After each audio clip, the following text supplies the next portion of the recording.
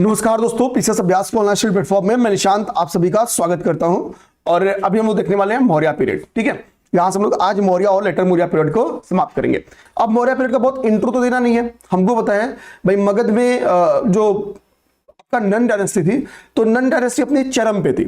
चंद्रगुप्त मौर्य के जो गुरु थे या हम लोग कहते हैं जो इनके प्राइम मिनिस्टर थे, जिनका नाम था चाणक्य, ठीक है, कौटिल्य के नाम से भी इनको जाना जाता था। तो इन्होंने क्या किया कि भाई नंद वंश के शासक को यानी घननंद को इस बात के लिए सचेत किया कि पश्चिम भारत से कुछ यवन आक्रमण हो रहे हैं, आपको उन यवन आक्रमण से आपकी जिम्मेदारी, क्योंकि ये जहां के शिक्षक थे। आप बताओ कमेंट बॉक्स में कि चाणक्य कहां के शिक्षक थे। ठीक है, क्या नालंदा के शिक्षक थे या कहां के शिक्षक थे? तो जब जहां के शिक्षक थे, क्योंकि मैंने कमेंट बॉक्स में पूछा आपसे, तो आपको बताना है वो पश्चिमोत्तर भारत का हिस्सा था। तो उनको पता था कि भाई की सबसे बड़ी बात, सबसे पहले की ये बात किसको पता चलेगी? चाणक्य को भी पता चलेगी। तो वो आते इस बात से सचेत करेंगे घननंद को। वो बोलते भाई मैं कुछ लालच में नहीं आया हूं, मैं आपसे बताने वाला हूं कि अपनी बाउंड्री को सुरक्षित करो। हालांकि घननंद को लगेगा कि मेरे पास इतनी बड़ी सेना है कि लोगों की रूह कांप जाएगी मेरे पे आक्रमण करने में, और ये सच भी है, ये सच भी है। यही कारण है कि इस पे सिकंदर अटैक नहीं कर पाता, इतनी बड़ी सेना थी। तो घननंद क्या करेगा कि चाणक्य का बड़ा अपमान करेगा, और फाइनली कहा जाता है कुछ सोर्स में कि बंदी भी बना लेते हैं। हालांकि बंदी नहीं बना पाते हैं, ठीक है, या बना भी लेते हैं तो मुक्त हो जाते हैं। और एक कसम खाते हैं कि मैं घननंद के शासन को पलट दूंगा, और होता भी है। चंद्रगुप्त मौर्य के नेतृत्व में इन्होंने घननंद की हत्या करी, ठीक है, और नंद डायनेस्टी की पलट दी। और नंद डायनेस्टी की जगह पे एक डायनेस्टी आती है, उसका नाम है मौर्यन डायनेस्टी। मौर्यन डायनेस्टी पहली अखिल भारतीय डायनेस्टी बनती है जिसने east to west, north to south एक बंधन में बांधा भारत को। तो अखिल भारतीय साम्राज्य, अखिल भारतीय जो राज्य की हम लोग बात करते हैं भारत की, वो कहीं ना कहीं उसकी न्यू यहीं से पड़ी। ठीक है, आगे बात समझें। तो एक पर्सनालिटी हमको समझ में आया कि भाई चाणक्य नाम की एक पर्सनालिटी थी जिन्होंने क्या किया, चंद्रगुप्त मौर्य की इस बात में मदद की कि चंद्रगुप्त मौर्य क्या करे, एक बड़ा अंपायर डिसाइड करे 321 बीसी में। 321 बीसी में क्या होती है, घननंद की हत्या हो जाएगी।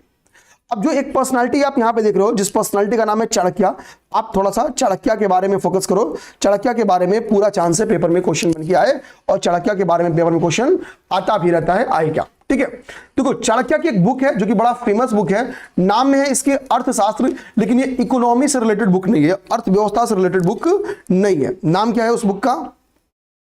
नाम है उस बुक का अर्थशास्त्र। अर्थशास्त्र। देखो अर्थ का संबंध अर्थव्यवस्था से लगाया जाता है, लेकिन जो अर्थशास्त्र है ये बुक क्या है, ये इकोनॉमी से रिलेटेड बुक नहीं है। मैं क्लियर ये वर्ड लिख रहा हूं, पेपर में क्वेश्चन यही आता है। नए नवेले बच्चे क्या करते हैं, गलत कर देते हैं। ये पुराने नहीं गलत करेंगे, लेकिन नए गलत कर देते हैं। इकोनॉमी से रिलेटेड बुक नहीं है ये। क्या एक सोशियो पॉलिटिकल बुक है, बल्कि मैं इसको अगर क्लियर तौर पर पॉलिटिकल बुक ही बोलूं तो ज्यादा अच्छी बात होगी। ये एक राजनीतिक बुक है जिसमें मौर्यन पीरियड की एडमिनिस्ट्रेशन, रेवेन्यू सिस्टम आदि के ऊपर चर्चा किया गया है। ये बुक कहती है कि सबको जो टैक्स लेना चाहिए, जो उचित कर है, वो उत्पादन का 1/6 है। एक आदर्श राज्य को उत्पादन का कितना कर लेना चाहिए, 1/6 कर लेना चाहिए। ये एडमिनिस्ट्रेशन के ऊपर एक बहुत लंबी चौड़ी एक प्रशासनिक व्यवस्था के ऊपर बातचीत करते हैं, जिसको हम लोग लास्ट में पढ़ेंगे भी, वो देखेंगे भी। मैंने बोला कि एक पॉलिटिकल बुक है, मेरे मुख से बीच में एक वर्ड निकला कि इसमें सोशियो पॉलिटिकल बुक बोला जाए तो ज्यादा बेटर रहेगा।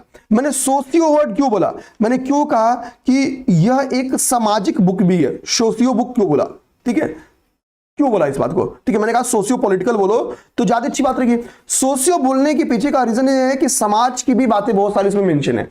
जैसे ये मौर्य पीरियड के बारे में बताती है कि मौर्य पीरियड में विवाह विच्छेद यानी डाइवोर्स होते थे, विवाह विच्छेद होते थे। ये कहती है कि मौर्य पीरियड में क्या होता था, विवाह विच्छेद जैसी घटनाएं देखने को मिलती हैं। कैसे पता चलता है कि विवाह विच्छेद जैसी घटनाएं देखने को मिलती हैं? विवाह विच्छेद जैसी घटना देखने को मिलती है, ये बात आपकी अर्थशास्त्र में मेंशन है, और इसके बेस के ऊपर चर्चा किया गया है कि कोई महिला किस आधार पर अपने पति से, और कोई पति किस आधार पर अपनी महिला से क्या कर सकता है, तलाक ले सकता है, या डाइवोर्स ले सकता है, या विवाह विच्छेद कर सकता है। तो अगर हम लोग पत्नी का आधार देखें, तो अगर पति लंबे समय तक किसी देश में, विदेश में सेवा दे रहा है और वो अपने गृह नहीं आ रहा है, तो ऐसे में पत्नी इस बात की का बेस है कि भाई वो डाइवोर्स ले सकती है। ठीक है, या शारीरिक रूप से कुछ अक्षमता हो तो भी पत्नी डाइवोर्स ले सकती थी। पति का केस क्या था कि अगर महिला बंध देता है, मतलब बच्चा उत्पन्न नहीं हो पा रहा है, तो भी उस केस में डाइवोर्स था। और अगर व्यभिचार हो रही है, ठीक है, उस केस में भी डाइवोर्स का साक्ष्य मिलता है, या इस बुक में मेंशन है कि भाई ये बेस है, इस बेस के आधार पे आप लोग तलाक ले सकते हो।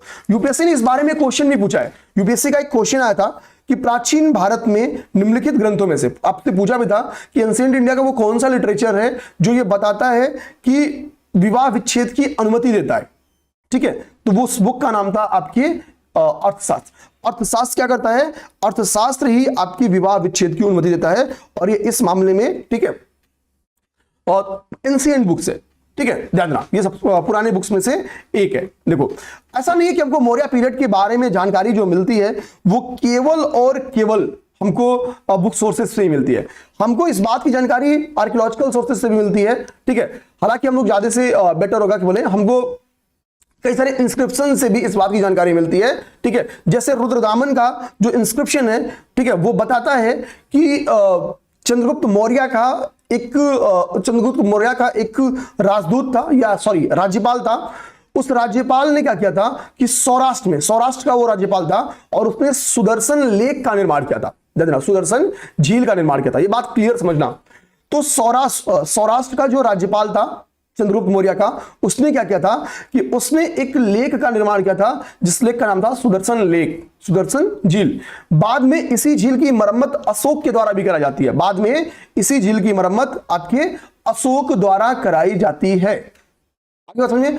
अब बताओ कि लेक का निर्माण, एक सुदर्शन झील, एक कृत्रिम झील का निर्माण क्यों करवाया गया होगा सौराष्ट्र में? तो जाहिर सी बात है कि सौराष्ट्र में पेयजल या एग्रीकल्चरल वाटर की बहुत जरूरत रही होगी, ठीक है।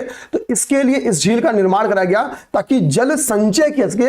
वाटर कंजर्वेशन का ये सबसे बेस्ट एग्जांपल बन गया। बाद में अशोक ने एक तो इसका मरम्मत कराया, दूसरे इससे कई सारे कैनाल्स का निकाला ताकि दूर दराज में भी एग्रीकल्चर को सपोर्ट मिल सके। और इस बात की जानकारी हमको कहां से मिलती है? रुद्रदामन के एक इंस्क्रिप्शन से मिलती है। बाद में रुद्रदामन ने भी बिना बेगारी के इस लेक का मरम्मत भी करवाया है। तो सुदर्शन लेक से 3 शासकों का संबंध है, चंद्रगुप्त मौर्य से, अशोक से और रुद्रदामन से। रुद्रदामन के बारे में एक फैक्ट आता कि बिना बेगारी के इसने क्या किया कि इसका मरम्मत करवाया है, बिना बेगारी के इसकी मरम्मत करवाई है। ओके, ध्यान देना। अब ये 3 जो शासक थे, इन शासक का संबंध हमने देख लिया कि सुदर्शन लेक से इनका संबंध है। ओके, तो हमको जानकारी इंस्क्रिप्शन से भी मिल रही है। अच्छा, सबसे ज्यादा अगर किसी ड्यूरेशन की इंस्क्रिप्शन बेस्ड इंफॉर्मेशन है तो वो है मौर्य पीरियड, खासतौर पे अशोका का पीरियड। ठीक, अब हम लोग अपने मूल मुद्दे पे आते हैं। अब तक तो हमने बहुत उछल कूद के समझा। अब देखो होता क्या है, एक लड़ाई, बड़ा फेमस लड़ाई है, वो है सेल्यूकस निकेटर का वार। सेल्यूकस निकेटर से युद्ध 305 ईस्वी पूर्व में, 305 BC में सेल्यूकस निकेटर से युद्ध हम लोग देखेंगे चंद्रगुप्त मौर्य का। तो होता क्या है, चंद्रगुप्त मौर्य और सेल्यूकस निकेटर के बीच में 305 में वार होगा, जिसमें डिफीट कौन होगा, जिसमें पराजय किसकी होगी? तो सेल्यूकस निकेटर की पराजय हो जाएगी, ये हार जाएगा। और जाहिर सी बात है, हारा हुआ इंसान क्या करता है? ट्रीटी करता है, और समझौते में अपना लैंड और नॉर्मली पारंपरिक एक प्रथा थी विवाह दे, अपनी बहन बेटी में से किसी का विवाह संबंध जिससे हारे हो उससे करना, यानी पारिवारिक संबंध स्टेब्लिश करना कि भविष्य में हम दोनों एक दूसरे के प्रति लॉयल रहेंगे, हम कभी एक दूसरे के ऊपर शक की नजर से नहीं देखेंगे। तो सेल्यूकस निकेटर को जो पराजित करेगा तो भाई पहले तो दहेज मिलेगा, ठीक है। दहेज में 4 एरिया मिलता है, हेरात, कांधार, काबुल और मकरान। ये आपके अफगानिस्तान के 4 क्षेत्र हैं, हेरात, कंधार, काबुल और मकरान। ये 4 क्षेत्र संधि के तहत, ट्रीटी के तहत मिलते हैं। किसको? तो ये 4 क्षेत्र मिलेंगे किसको? चंद्रगुप्त मौर्य को, कि भैया आप इसको ले लो और आज से ये चित्र एरिया क्या है? एरिया है। तो area of the Kandahar, Kabul, Makran और हेरात, ये एरियाज मिल जाएगा चंद्रगुप्त मौर्य को। और इतना ही नहीं, चंद्रगुप्त ये भी कहेगा निकेटर कि भाई साहब इसके अलावा, पहली चीज तो आपको मैंने ये एरिया दे ही दिया, इसके अलावा क्या करो, अपनी पुत्री का विवाह कर दिया। ध्यान देना, अपनी पुत्री का विवाह कर दिया चंद्रगुप्त मौर्य से। एक तो अपनी बेटी का विवाह कर दिया, और इतना ही नहीं, जो इसका सबसे योग्य राजदूत था, जो सबसे पढ़ा लिखा राजदूत था, उस इंटेलिजेंट राजदूत का नाम था मेगास्थनीज। मेगास्थनीज से बोला आप पाटलिपुत्र चले जाओ। पाटलिपुत्र क्या थी? तो कैपिटल थी। पाटलिपुत्र हमने पहले से पढ़ा कि कैसे कैपिटल बनी है, ठीक है। तो पाटलिपुत्र की न्यू किसने रखी? तो किसने न्यू रखी है ये भी हमने पढ़ लिया। पहली बार पाटलिपुत्र को कैपिटल किसने बनाया, यह भी हमने पढ़ा है। आप इसको कमेंट बॉक्स में बताना है कि पाटलिपुत्र का निर्माण गंगा और सोन नदी के बीच में किस शासक ने किया था। ये हमने पढ़ लिया मेरे भाई, ये हमने पढ़ा है, ठीक है। इसी के लिए मैं आपसे पूछ भी रहा हूं कि इसको आपको बताना ही बताना होगा, इसमें मतलब कोई शक नहीं है। देखिए यहां पे कहीं हमने उस चीज को खत्म किया है, आपको दिखाता हूं, ठीक है। तो जो चीज हम लोग करते चला, उदयन, देखो यहाँ पे बिंबिसार, अजातशत्रु, उदयन। उदयन ने पाटलिपुत्र शहर की नींव रखी थी, ठीक है, गंगा और सोन नदी के बीच में स्थित है, और राजगीर से पाटलिपुत्र से अपनी कैपिटल चेंज की थी। बाद में क्या कि जब शिशुनाग आता है, शिशुनाग जब अपनी डायनेस्टी का नींव रखता है, तो ये क्या करता है, नागदशक की हत्या करने के पश्चात ये कैपिटल को चेंज कर देता है, राजगीर रह जाएगा। लेकिन जब इसी वंश का कालाशोक आता तो पुनः कैपिटल पाटलिपुत्र चला गया है, ठीक है। आगे बात, तो अब यहां पे आप समझ जाओगे कि पाटलिपुत्र में क्यों लिखा गया कि पाटलिपुत्र में इसने अपना राजदूत भेजा। तो बात क्या है कि कैपिटल थी, मौर्य पीरियड की कैपिटल थी पाटलिपुत्र। आगे बात, मेगास्थनीज के द्वारा एक बुक लिखी गई जिस बुक का नाम है इंडिका। इंडिका, इस बुक का नाम है इंडिका। इंडिका बुक क्या करती है, मौर्य लिटरेचर्स के बारे में भी बताती है। जैसे इंडिका बुक ये कहती है कि जो मौर्यंस की जो प्रशासनिक व्यवस्था थी वो कई सारे कमिटीज या समितियों के माध्यम से चलती थी, कई सारे समितियों के माध्यम से चलती थी। जैसे इन्होंने कुल 6 समितियों की चर्चा की है और पर समिति में 5 मेंबर्स थे। पर समिति में कितने मेंबर्स थे, 5 मेंबर्स थे। तो ये कहते हैं कि इसमें खासकर जो इसकी तीसरी समिति है वो नगर पालिका से संबंधित है, ठीक है, ध्यान देना। तो कहते हैं इन 6 समिति के माध्यम से, बेसिकली एक समिति में 5 मेंबर्स थे, एक समिति में 5 मेंबर्स। तो इन समितियों के माध्यम से क्या होता था कि प्रशासनिक व्यवस्था चलती थी, ठीक है, अर्बन प्रशासनिक व्यवस्था बेसिकली इन समितियों के माध्यम से चलती थी। इनकी बुक है इंडिका, इसमें चर्चा है। इंडिका में इस बात की भी चर्चा है कि स्लेव नामक कॉन्सेप्ट क्या है इस ड्यूरेशन में नहीं था, ठीक है, मौर्य पीरियड में दास नहीं थे। और उन्हें 7 जातियों के ऊपर चर्चा किया है, उन 7 जातियों का आप नाम कमेंट बॉक्स में बता सकते हैं। तो स्लेव, ये कहते हैं कि भारत में क्या थे, स्लेव नहीं थे, दास प्रथा नहीं थी। तो ऐसा माना जाता है, हो सकता हो कि पाटलिपुत्र जो जहां का मेगास्थनीज था, हो सकता है वहां पे स्लेवरी रही, बहुत खतरनाक रही हो। और भारत में स्लेव डायनेस्टी इतनी, मतलब स्लेव इतनी की स्थिति तुलनात्मक बहुत अच्छी रही हो। तो ये समझ ही नहीं पाया कि स्लेव्स हैं, क्योंकि स्लेव तो थे, ये तय है, भारत में स्लेव थे, तय हैं। इस बात की जानकारी हमको अर्थशास्त्र से भी मिलती है। तो अर्थशास्त्र वाला कह रहा है कि स्लेव हैं और ये कह रहे हैं नहीं है, तो गलती कौन होगी, तो गलती होगी मेगास्थनीज से। आगे बात, तो हमने पाटलिपुत्र भी समझ लिया, मतलब मेगास्थनीज समझ लिया। अब आगे आओ, आगे देखो क्या लिखा है। आगे लिखा है कि विशाखा दत्त द्वारा रचित एक नाटक है, संस्कृत नाटक है, जिसका नाम है मुद्रा राक्षस। मुद्रा राक्षस में इस बात की चर्चा है कि चंद्रगुप्त के शत्रुओं के खिलाफ चाणक्य की कूटनीतिक चालों का वर्णन किया गया है। बेसिकली आप समझना कि मुद्रा राक्षस क्या है, हमको मौर्य पीरियड के बारे में कुछ जानकारी याद देता है। तो हमको बस समझना कि संस्कृत में लिखा गया एक नाटक है, लिखा किसके द्वारा गया है, विशाखा दत्त जी के द्वारा लिखा गया है, ठीक है। तो संस्कृत में लिखा गया है मुद्रा राक्षस, यहां पर ध्यान देना, मुद्रा राक्षस, ये संस्कृत में लिखा गया है मुद्रा राक्षस, किसके द्वारा, विशाखा दत्त जी के द्वारा ये लिखी गई है। ओके, ये हमको चीज ध्यान देना जो कि हमको बेसिकली मौर्यन पीरियड के बारे में कुछ जानकारी देता है। इतना ही नहीं, यहां पे 2 इंस्क्रिप्शंस का नाम है, सोगौरा और महास्थान। ये 2 इंस्क्रिप्शन का एग्जांपल है। सोगौरा और महास्थान अभिलेख से ये ज्ञात होता है कि मौर्य काल में अकाल के समय राजकीय सहायता प्रदान की गई थी, ठीक है, ध्यान देना। तो जो 1/6 टैक्स देखो लिया जा रहा है, तो उसको रिजर्व करके रखा जा रहा है, क्यों, ताकि कोई फेमिन की स्थिति आए तो उस स्थिति में क्या हो, राजकीय सहायता प्रोवाइड कराई जा सके। देखो हम लोग ब्रिटिश ड्यूरेशन में आए हुए फेमिन की विरोध क्यों करते हैं, क्योंकि सहायता नहीं, राजकीय सहायता जो प्रोवाइड कराई जानी चाहिए थी वो नहीं प्रोवाइड कराई गई। जबकि जब अपना शासन था, अपना शासक था, राजतंत्र था, फिर भी क्या है, फेमिन की स्थिति में लोगों ने सहायता मुहैया कराया। इस बात की जानकारी कहां से मिलती है, तो सोगौरा और महास्थान इंस्क्रिप्शन से हमको इस बात की जानकारी मिलती है। इस इंस्क्रिप्शन से कि स्टेट ने क्या किया था कि भैया फेमिन के ड्यूरेशन में हमको बहुत ज्यादा सपोर्ट प्रदान किया था, राहत प्रदान की थी। इस बात की हमको जानकारी मिलती है। तो प्रीलिम्स में यहां से भी क्वेश्चन आ सकता है। ओके, अब हम लोग आओ ये चीज देख लिए। बाद में चंद्रगुप्त मौर्य अपना जो देह त्याग करता है वो संलेखना विधि से त्याग करता है। संलेखना विधि बेसिकली जैन पद्धति है, यानी चंद्रगुप्त मौर्य जैन धर्म का समर्थक हो गया होगा। और जो जैन पद्धति से देह त्याग का मतलब है बिना भूख और प्यास से देह का त्याग करना, ठीक है। ये सर्वत्र त्याग को दर्शाता है संलेखना पद्धति, ठीक है। अब हमारा सेकेंड टॉपिक है वो है बिंदुसार। बिंदुसार हमारा सेकेंड टॉपिक है, ठीक है, ददना। ठीक है, कह रहा है कि यूनानी लेखक में इसे अमित्र घात, घात ट लिखा है, घात तो होगा, ठीक है, अमित्र घात, अमित्र का मतलब होता है शत्रु, ठीक है, यहाँ पे ट लिखा है, ये तो होगा, इतनी थोड़ी सी चूक हो जाती है, ठीक है, लिख भी देता हूं तो, ठीक है, अमित्र घात का है। बिंदुसार क्या था, तो आजीवक संप्रदाय का फॉलोअर था। देखो यहाँ पे क्या लिखा है कि बिंदुसार क्या है, आजीवक संप्रदाय का अनुयायी है, ठीक है, बिंदुसार क्या है, आजीवक संप्रदाय का, आजीवकों का फॉलोअर है, आजीवक संप्रदाय का फॉलोअर है, ठीक है। अब बात करें कि इसके दरबार में कौन आया था, तो इसके दरबार में डायमेकस आया था, जो सीरिया के शासक एंटियोकस का राजदूत था। अगला इंफॉर्मेशन है कि इसके दरबार में कौन आया था, डायमेकस आया, और डायमेकस था कौन, तो डायमेकस जो था वो आपके सीरिया के शासक, ध्यान देना यहां पे लिखा होगा, देखो डायमेकस आया था और ये सीरिया के शासक का क्या था, एक राजदूत था या दूत था, ठीक है, नाम क्या था, एंटियोकस। तो सीरिया का शासक नाम क्या था, एंटियोकस, और आया कौन, डायमेकस, तो सैड, SAD सैड, सीरिया का शासक जिसका नाम है एंटियोकस, और जो इसका जो दूत था, डी, ठीक है, जो दूत था जिसका नाम है डायमेकस, तो सैड, ये ट्रिक हो गया, दिमाग में रखना। तो S से सीरिया, A से एंटियोकस और D से जो डायमेकस है, ये आया था बिंदुसार के दरबार में, ठीक है, ध्यान रखना।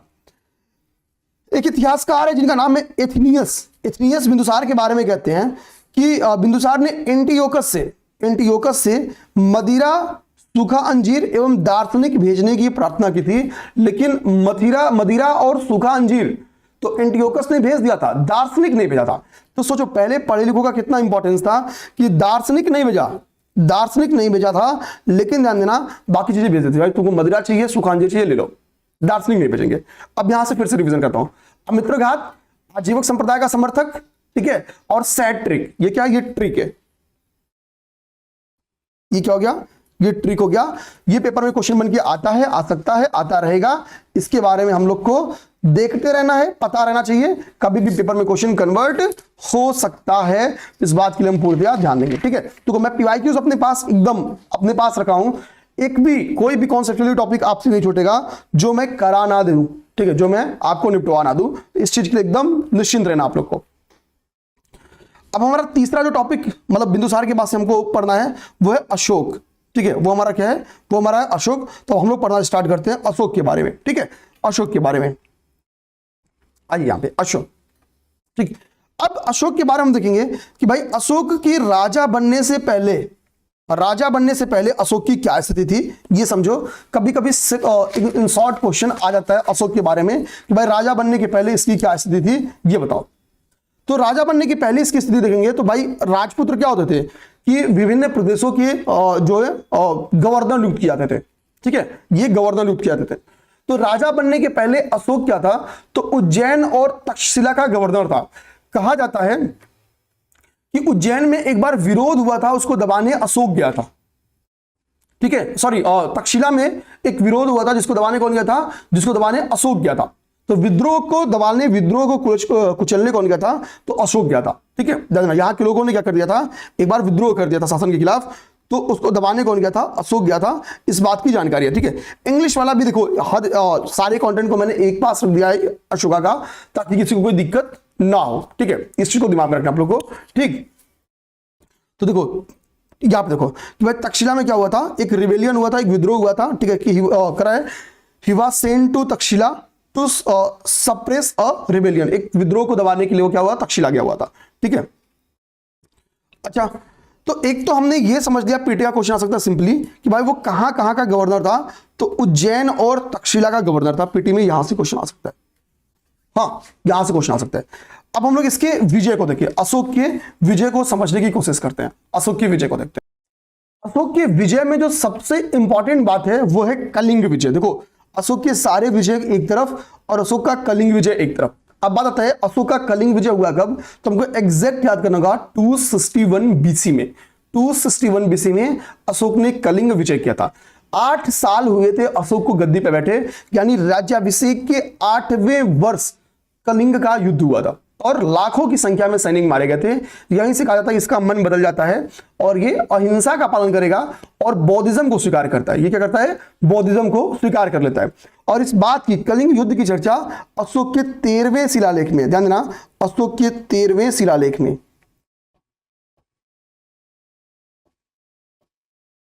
ठीक है। अशोक के जो इंस्क्रिप्शंस हैं, अभी 13वां शिलालेख जो है इनडायरेक्टली इन डिटेल उसको हम लोग देख लेंगे। वो हम लोग एक एक चीज लिखे हुए हैं तो उसको हम लोग देख लेंगे, वहां पे कहीं कोई दिक्कत नहीं आने वाली है। ठीक है, ध्यान देना, एक एक शिलालेख को हम लोग इन डिटेल देखेंगे। ठीक, तो उसके लिए आप एकदम निश्चिंत रहना है, उसमें परेशान नहीं रहना है। ठीक है, शिलालेख का मतलब देखिए यहाँ पे लिखा है रॉक एडिक्ट। ठीक है, ठीक है। तो 13वें शिलालेख में क्या है, कलिंगा वार के ऊपर चर्चा किया गया। अब कलिंगा वार की वजह से हम सबको पता है कि अशोक ने क्या किया, बेसिकली यही रीजन था कि अशोक ने बौद्ध धर्म स्वीकार कर लिया है, बौद्ध धर्म स्वीकार किया है। देखो यूपी एक बार क्वेश्चन बना हुआ है, मैं आपको वो क्वेश्चन बन के दिखाऊं तो कौन कौन सा 4 शासकों का नाम दिया था आपके पेपर में, और पूछा था कि निम्नलिखित में से कौन से ऐसे मौर्य शासक हैं जिन्होंने बौद्धिज्म को स्वीकार किया था। तो उसमें ऑप्शन में एक तो अशोक का, दूसरा अशोक के पौत्र दशरथ का नाम था। ना अशोक और अशोक का पौत्र दशरथ, ये दोनों ने ही क्या किया था, बौद्धिज्म को स्वीकार किया था, बौद्ध धर्म को स्वीकार किया था। अशोक की ही तरह देवानाम प्रिय का टाइटल अशोक का पौत्र दशरथ भी रखता था, दशरथ भी रखा था। ये बात की, इस बात पे क्वेश्चन ऑलरेडी आया हुआ है, तो इसको यहीं से समझ लेना आवश्यकता। ठीक है, इसको यहीं से समझ लेना आवश्यकता, हम लोगों ने इसको देख भी लिया। ठीक है, अब देखो होता क्या है, अशोक की धम्म नीति को समझो। धम्म नीति होता क्या था कि अब तक हमने देखा कि भाई एक रिलीजियस रिफॉर्म हुआ तो 2 नए धर्मों का जन्म होता है, वो है बौद्धिज्म और जैनिज्म। तो अब समाज में 3 धर्म हो गए। ठीक है, और हिंदू जो ब्राह्मण धर्म था उसमें सुधार के लिए कई सारे और सेक्ट्स का जन्म हो जाता है। वैष्णव धर्म यहीं से आता है, शैव धर्म यहीं से आता है, और कई और दर्शन निकल के आते हैं, द्वैतवाद, अद्वैतवाद। अब ये जो खट दर्शन है, खट दर्शन अब यहीं से दिमाग में आ गया। चलो होमवर्क लिखो, तो आप लोग होमवर्क लिखो, इसको याद करो, होमवर्क। ठीक है, जो खट दर्शन है, जो खट मतलब होता है 6, जो खट दर्शन है उसको तैयार करना है। द्वैतवाद, द्वैतवाद, द्वैताद्वैतवाद। ठीक है, ये पूरा का पूरा कॉन्सेप्ट जो है ना, वो ये आपको इसके प्रतिपादक का नाम आपको तैयार करना है। ठीक है, इसके प्रतिपादक को और इससे रिलेटेड जो संप्रदाय है उसको आपको तैयार करना है। ठीक है, ये होमवर्क हो गया, होमवर्क हो गया, और इसको आपको कमेंट बॉक्स में कमेंट भी कर देना है। ठीक, सीधा नहीं याद है तो गूगल करो, कॉपी करो, पेस्ट कर दो, इसी बहाना आप एक बार रीड कर लोगे तैयार हो जाएगा। धर्म की नीति को राय जाने के पीछे का क्या था कि रिलीजियस जो समन्वय वो स्टेब्लिश कर सके, धार्मिक टकराव बंद हो सके और धार्मिक सौहार्द स्टेब्लिश हो सके।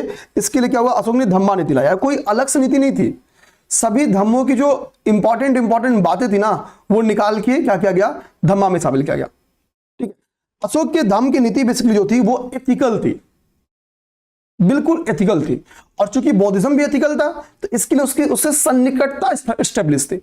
ठीक है, यहां पे वो क्या लिखा है, इसने सर्वधर्म समभाव, सभी धर्मों के सम्मान और सामाजिक सद्भाव पर जोर दिया। ठीक है, सर्वधर्म समभाव पे इसने बेसिकली क्या किया कि जोर प्रकट किया। ठीक है, ओके, इसने सर्वधर्म समभाव पे जोर प्रकट किया। ठीक है, आ जाते हैं। अच्छा, धर्म के प्रचार के लिए इसने महामात्रों की नियुक्ति की। अभी इसकी भी आगे किस शिलालेख में जानकारी मिलती है दिखा दूंगा, बस अभी दिमाग में रखो कि इसने धर्म के प्रचार के लिए क्या किया था, धर्म महामात्रों की नियुक्ति की थी। ठीक है, ये समय समय पर जाते थे, धर्म की क्या स्थिति है इसके बाद की जायजा लेते थे। ठीक है, एक टाइम पीरियड 5 वर्ष में ये फिक्स था कि इनको, और एक रज्जुक नामक अधिकारी थे, इनको अपने क्षेत्रों में क्या करना था, भ्रमण करना था।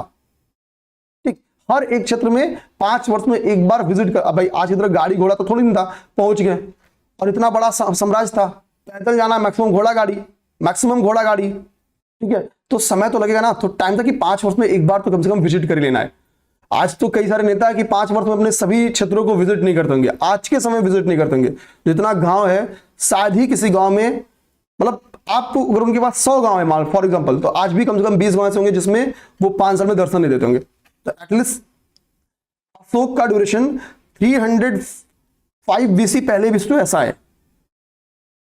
तो आज से कितनी पुरानी बात हो रही है, आज से लगभग आप समझ के चलो भाई, आपका चल रहा है 2025 में आप 300 ईयर जोड़ दो, इतना साल पुराने ये सिस्टम एस्टेब्लिश किया गया था।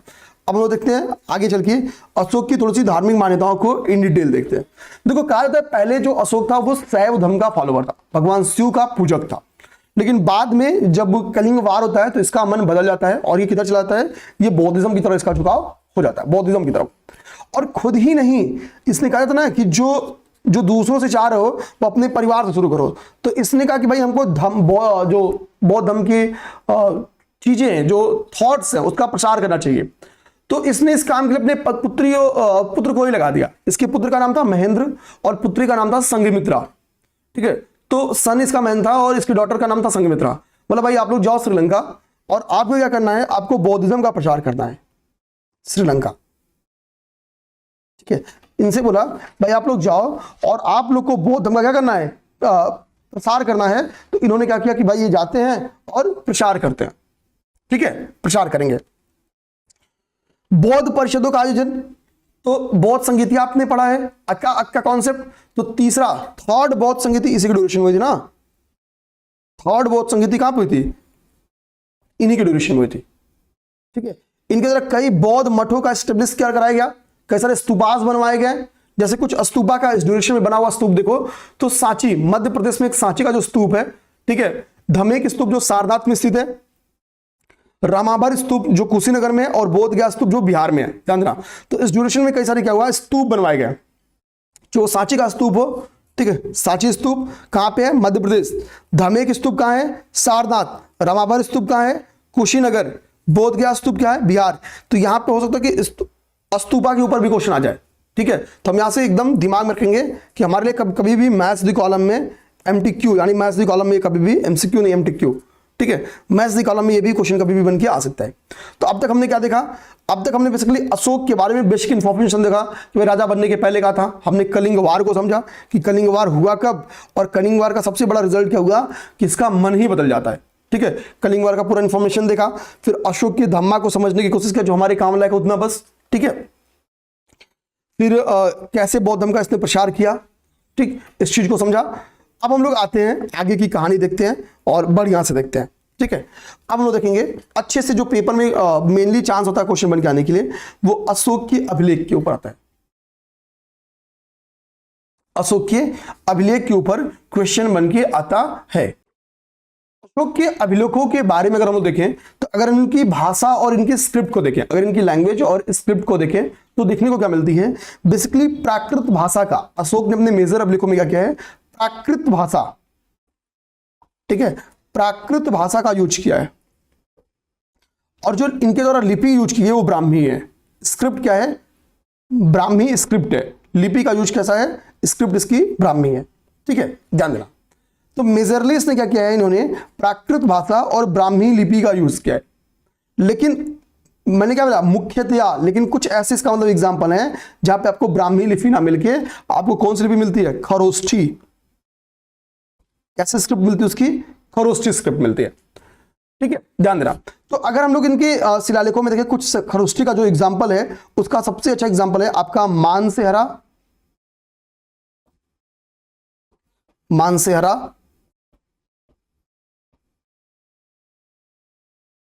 और आपका हो गया, ठीक है, सहबाजगढ़ी। एक है सहबाजगढ़ी, बाजगढ़ी। ठीक है, शाहबाजगढ़ी। ओके, ये ऐसे हैं जो आपकी खरोष्ठी में। तो सिंपल क्वेश्चन बनना होगा, ये सब बहुत आसान क्वेश्चन है। आप बनाओ कि ये कभी क्वेश्चन बन के ना आए, क्योंकि ये बन के आएगा तो सब सही कर देंगे, और जीएस टफ ही आएगा। इस चीज को समझ जाओ, जीएस टफ ही आएगा। इतना इजी क्वेश्चन नहीं आना चाहिए, आएगा तो कोई मतलब नहीं है इसका, ये तो सब सही करेंगे, ये आएगा तो सब सही करेंगे। अब देखो इसके अंदर की अब जो बातें हैं वो सब सही नहीं करेंगे। पाकिस्तान के शाहबाजगढ़ी और मानसेहरा के बारे में हमने देखा, ये दोनों किस लिपि में है, तो खरोष्ठी लिपि में। ठीक है, खरोष्ठी लिपि में ये आपके हैं। ठीक है, खरोष्ठी लिपि में, ये चीज तो हमने यहीं पे देख लिया।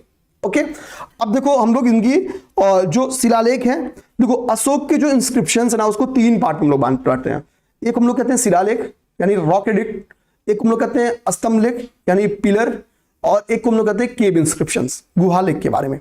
अब देखो जो अशोक के शिलालेख है, ध्यान देना। तो अशोक के शिलालेख के बारे में क्या करा कि अशोक अपने शिलालेख में क्या करता है, बेसिकली एडमिनिस्ट्रेशन को इंस्क्रिप्शंस के माध्यम से चलाता था। तो अशोक ने क्या रहा है कि अशोक की धम्म नीति, जो नैतिकता थी, जो प्रशासनिक आदेश थे, उसका वर्णन कहां पे है, इस बात की इसके शिलालेखों में या इसके इंस्क्रिप्शंस में यही चीजें हैं। धम्म नीतियों का उल्लेख है, ठीक है, समाज को कुछ इंडिकेशंस देने हैं तो वो है, और प्रशासनिक आदेश है कि कैसे किसको क्या करना है, यही सारे इंस्क्रिप्शंस में चर्चा आई है। तो अपनी प्रशासनिक व्यवस्था को स्टेब्लिश करने वाला इंस्क्रिप्शंस के थ्रू पहला शासक कौन है? तो अशोक है। अब देखो कह रहा है कि प्रमुख शिलालेख 14 बड़े शिलालेख हैं। कुल कितने शिलालेख हैं? तो टोटल 14 बड़े शिलालेख हैं। और ये कहां से मिले हैं? तो कुल 8 लोकेशन से ये मिले। 14 बड़े शिलालेख हैं जो कि 8 लोकेशन से मिले। एल मतलब लोकेशन, 8 स्थानों से मिले हैं। ठीक है, 14 बड़ा शिलालेख। अब इसमें से 2 क्या हो गया शिलालेख में? तो 2 तो शाहबाजगढ़ी और मानसेरा हो गया, जिसकी स्क्रिप्ट क्या है? तो यह है खरोष्टी लिपि में। किस लिपि में है? खरोष्टी लिपि में। आगे बात। अब इसके बाद से कालसी उत्तराखंड, गिरनार, धौली, जौगढ़, एरोगुडी और सोपारा या सोपरा। ठीक है, ये आपके हो गए। तो बाकी 6 ये हो गए आपके, शहबाजगढ़ी और मानसी के अलावा कालसी, गिरनार, धौली, जौगढ़, एरोगुडी और सोपरा। वो 14 जो मेजर रॉकेट लिफ्ट्स हैं उसके बारे में यहां पे इंग्लिश में भी लिखा हुआ है। ठीक है, आगे बात समझ में यहां तक। अब देखो, अब इसके बाद से हम लोग क्या करेंगे? ठीक है, अशोक के जब हम लोग वृहद शिलालेख देखते हैं, जो 14 आदेश हैं उनको देखते हैं। ठीक है, अशोक के वृहद शिलालेखों को देखेंगे कि भाई क्या क्या चर्चा मिली है उन 14 वृहद शिलालेखों में। तो ये यहां से टफ क्वेश्चंस बनता है। ये अब जब इस वृहद शिलालेख से क्वेश्चन आएगा तो यहां पे सही करने वालों की संख्या कितनी हो जाती है? बिलो 50% हो जाएगी, बल्कि मैं बोलूं कि बिलो 25% हो जाएगी। हर 4 में से शायद एक ही बंदा सही करेगा, क्योंकि मैक्सिमम लोग क्या करेंगे? पहला थोड़ा सा जो इंपॉर्टेंट है 13वां पहला, ये सब पता करते हैं, बाकी चीज नहीं पढ़ते हैं। तो पहले में क्या बोला था? तो पहला उसका सोशल इंफॉर्मेशन है। वो कहता है भाई खर्चीले समारोह पे रोक लगाओ। वो कहता है बैन करो। ठीक है, जो खर्चीले समारोह है, सेरेमोनीज हैं, उन पे बैन करो। ये क्या करते हैं? लोगों को कर्ज में डाल देते हैं। जो खर्चीले समारोह हैं वो क्या करते हैं? लोगों को कर्ज में डाल देते हैं। तो कहता है भाई इसको बैन करो, ये बैन करो, खर्चीले समारोह नहीं होगा। ठीक, क्योंकि भाई बौद्धिज्म का फॉलोअर था, तो सिंपल सी बात इसको बैन करेगा। आगे क्या करा कि पशु बलि पर प्रतिबंध लगाया है। ठीक है, बोला कि इससे एग्रीकल्चर पर निगेटिव इंपैक्ट पड़ रहा है, तो पशु बलि को बैन करो। ठीक है, तो अब एनिमल सैक्रिफाइसेस नहीं होगा। तो बौद्धिज्म का ही कॉन्सेप्ट था। आगे क्या कहता है कि सभी मनुष्य राजा की संतान समान है, या सभी मनुष्य मेरी समान है, मेरी संतान समान है। ये स्टेटमेंट कभी कभी मिलता है। ठीक है, तो all human are like the kings children, ये स्टेटमेंट क्या गया है प्रथम शिलालेख में, और मेजर है कि यही स्टेटमेंट क्वेश्चन बन के आ जाए। ये स्टेटमेंट क्वेश्चन बन के आया कि किस शिलालेख में कहा गया है। ओके, अब हम लोग आते हैं द्वितीय शिलालेख की चर्चा करते हैं। द्वितीय शिलालेख आपका ये वेरी इंपॉर्टेंट 2 मकसद से पेपर में क्वेश्चन सकता है कि किसमें इसके कुछ किंगडम के बारे में चर्चा। देखो 2 शिलालेखों में कुछ किंगडम्स के बारे में चर्चा है। ध्यान देना, 2 शिलालेखों में किंगडम्स के बारे में चर्चा है। ठीक है, देखो उसमें आपका एक यहाँ पे 13वां शिलालेख देखोगे तो 13वें शिलालेख में लोग क्या पढ़ते हैं कि किसमें डिस्क्रिप्शन किसका है? तो कलिंगा वार का है। ठीक है, लेकिन इसके अलावा 5 विदेशी राजाओं की भी चर्चा है। यहाँ पे देखो 5 विदेशी राजाओं की चर्चा है। ठीक है, और यहाँ पे देखो उनका नाम लिखा है। तो इसमें भी आपको चर्चा मिलती है क्या? इसमें भी आपको चर्चा है किंगडम्स की। तो 2 जगह पे आपको किंगडम्स की चर्चा है, 2 जगह से किंगडम्स की चर्चा है। आ जाओ, तो हमने देखा कि यहाँ पे जो द्वितीय शिलालेख है इसमें किसकी चर्चा है? तो दक्षिण भारत के कुछ राजाओं की चर्चा है, जिसके समकालीन राजा थे चोल, पांड्य, सत्यपुत्र, केरल पुत्र और ताम्पाड़े। ये 5, ये वेरी इंपॉर्टेंट है। तो कुल 5 देसी राजाओं का चर्चा कहां पे है? देसी राजाओं का चर्चा द्वितीय शिलालेख में है। ठीक है, और इसी में क्या है कहा, तो पहले में कहा गया कि पशु बलि को बंद करो, पशु बलि नहीं होनी चाहिए। और दूसरे में कहा भाई कि मैं क्या कहता हूं हॉस्पिटल खोलूंगा, किसके लिए? जानवरों के लिए भी और इंसानों के लिए भी। तो पेपर में बार क्वेश्चन बन गया कि वो कौन सा शासक है जिसने जानवर एवं मानव दोनों के लिए हॉस्पिटल्स खोले? तो अशोक है। पशु और मानव दोनों के लिए हॉस्पिटल्स खोलने वाला कौन है? तो वो अशोक है। तो द्वितीय शिलालेख में क्या है कि क्षेत्रीय राजाओं के ऊपर चर्चा किया गया है, जिसमें चोला है, पांड्या है, सत्यपुत्र है, केरला पुत्र है और ताम्रपर्णी है। ठीक है, अगली बात समझ में आ जाओ तृतीय में। तो तृतीय में क्या है? युक्त, रज्जुक, प्रादेशिक, महामात्य आदि की नियुक्ति। ये कुछ ऑफिसर्स की नियुक्ति कर रहा है, कुछ ऑफिसर्स की नियुक्ति कर रहा है तृतीय में। ठीक है, अपॉइंटमेंट ऑफ युक्त, रज्जुक, प्रादेशिक और महामात्र। ठीक है, धम्म महामात्र याद है आपको कि धम्म की नीति की विस्तार के लिए, तो वो क्या हो गया? वो आपको हो गया तृतीय शिलालेख। आ जाओ, सॉरी जी महामात्रों की नियुक्ति अभी आपको आ जाओ। धम्म महामात्रों की नियुक्ति 5वें में है। धम्म महामात्रों की नियुक्ति, अच्छा याद करने का तरीका क्या? 5 साल में एक बार विजिट की बात मिनिमम बोला है, तो 5वां शिलालेख यहां से भी दिमाग को।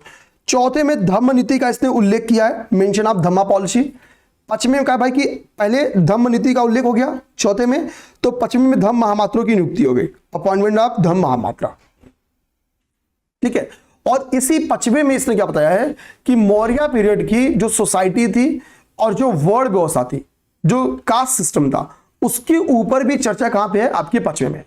तो यहां पे आपके लिए इंपॉर्टेंट बात यह है बेसिकली कि कहां पे धम्म महामात्रों की नियुक्ति के ऊपर चर्चा है, ठीक है, और कहां पे धम्मा पॉलिसी को मेंशन किया गया है। तो धम्मा पहले तो महामात्रों की नियुक्ति 5th में है, तो महामात्रों की नियुक्ति करने के पहले पॉलिसी बता दिया होगा, यानी 4th में धम्मा पॉलिसी हो गया। आ जाओ 6वें में, यहां पे टाइम इसलिए दे रहे हैं, यहां से शायद ही क्वेश्चन एक क्वेश्चन बने और जो बनेगा वो टफ बनेगा, सब नहीं कर पाएंगे, इसी के लिए यहां पे ध्यान देना है।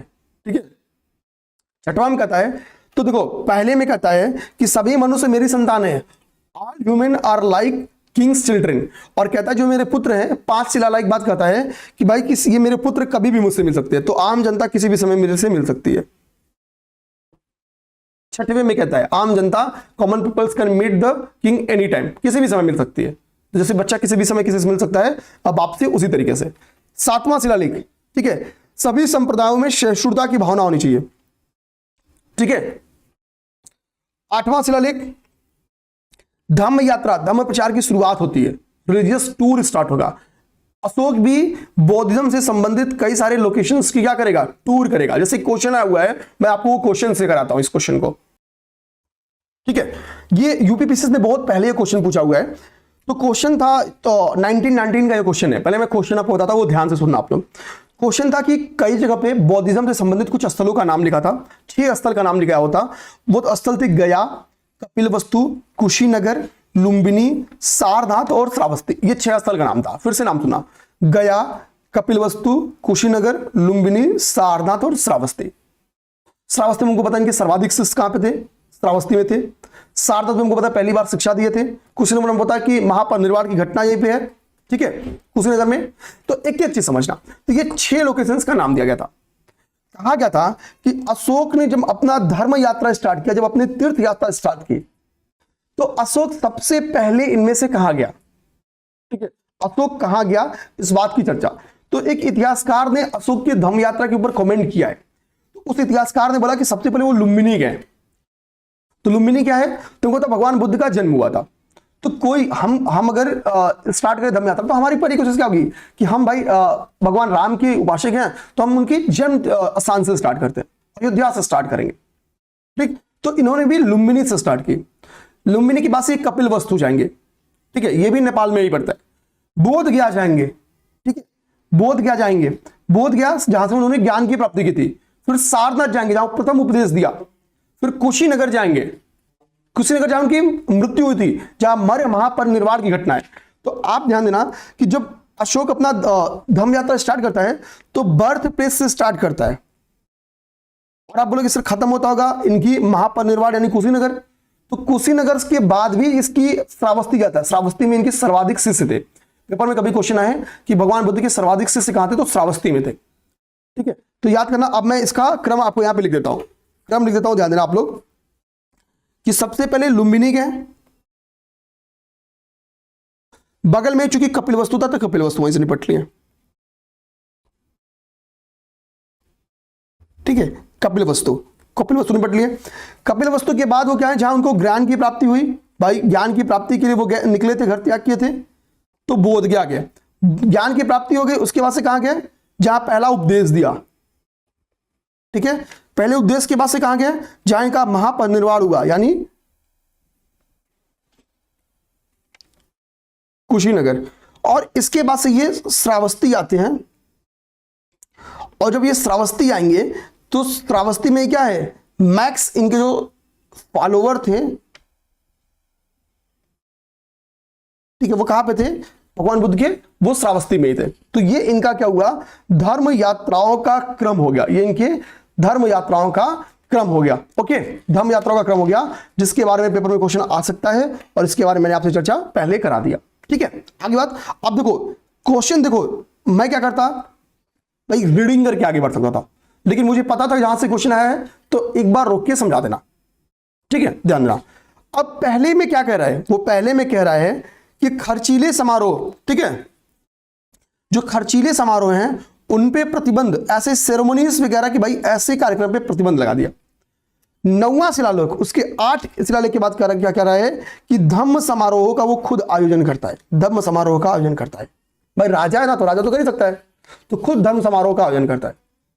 तो पहले में खर्चीले समारोह के प्रतिबंध और उसके 8 शिलालेख पश्चात यानी 9वें शिलालेख में धम्म समारोह का वो आयोजन कर रहा है। इंटरलिंक समझते चलना आप लोग, ठीक है।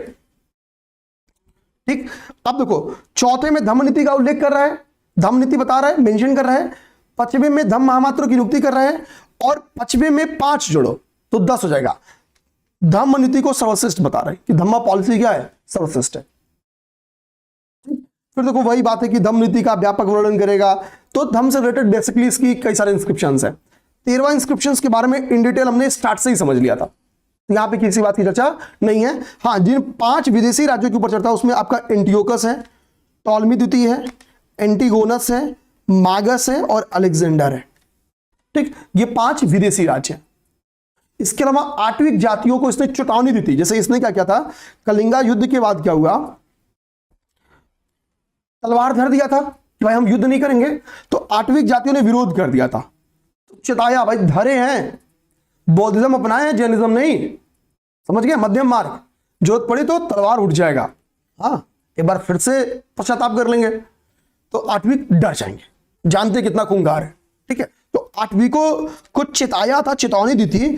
किस इंस्क्रिप्शन में इस बात की वार्निंग, मतलब आठवीं को जो वार्निंग दिया गया था, ठीक है, वो किस इंस्क्रिप्शन में लिखा गया है, तो वो उस बात की चर्चा हमको 13वीं इंस्क्रिप्शन में मिलती है।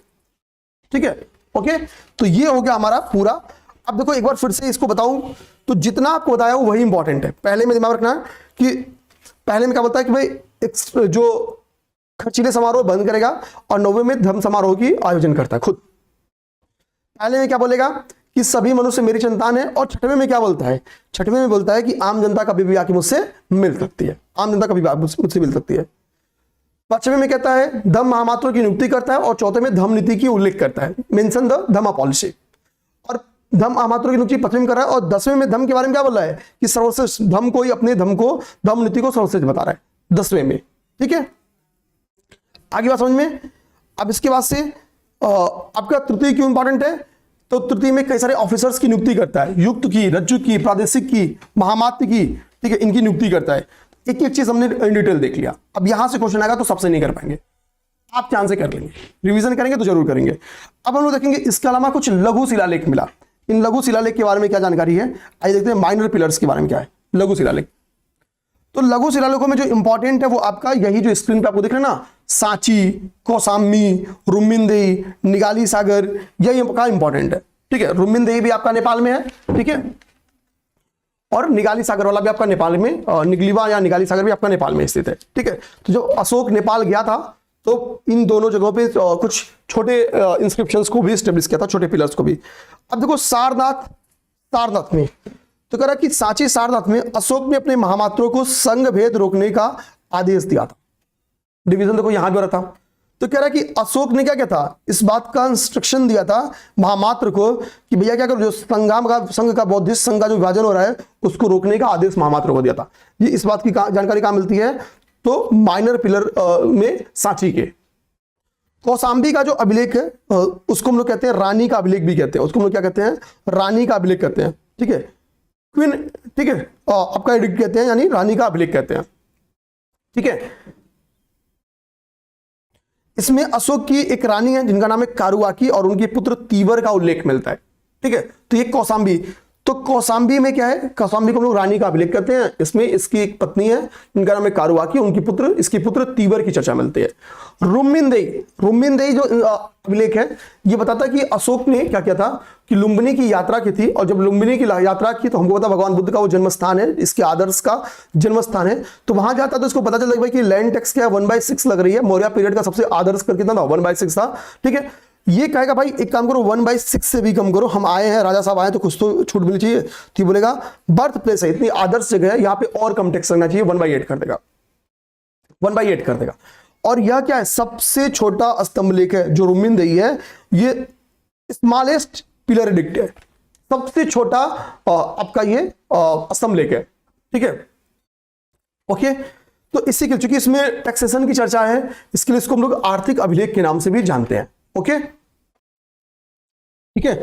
अब देखेंगे निगलिवा या निगाली सागर। देखो क्या रहा निगलिवा या निगाली सागर के बारे में, कि अशोक ने यहाँ के स्तूप का क्या किया था, विस्तार कराया था। तो एक तो ऑलरेडी जो यहाँ पे स्तूपा था, वहां की स्तूप का इसने क्या किया, एक तो विस्तार कराया, और एक शिलालेख में इस बात पे चर्चा है कि कनक मुनि बुद्ध के सम्मान में उसने ये काम किया हुआ था। कनक मुनि बुद्ध के सम्मान में यह कार्य किया था, ठीक है।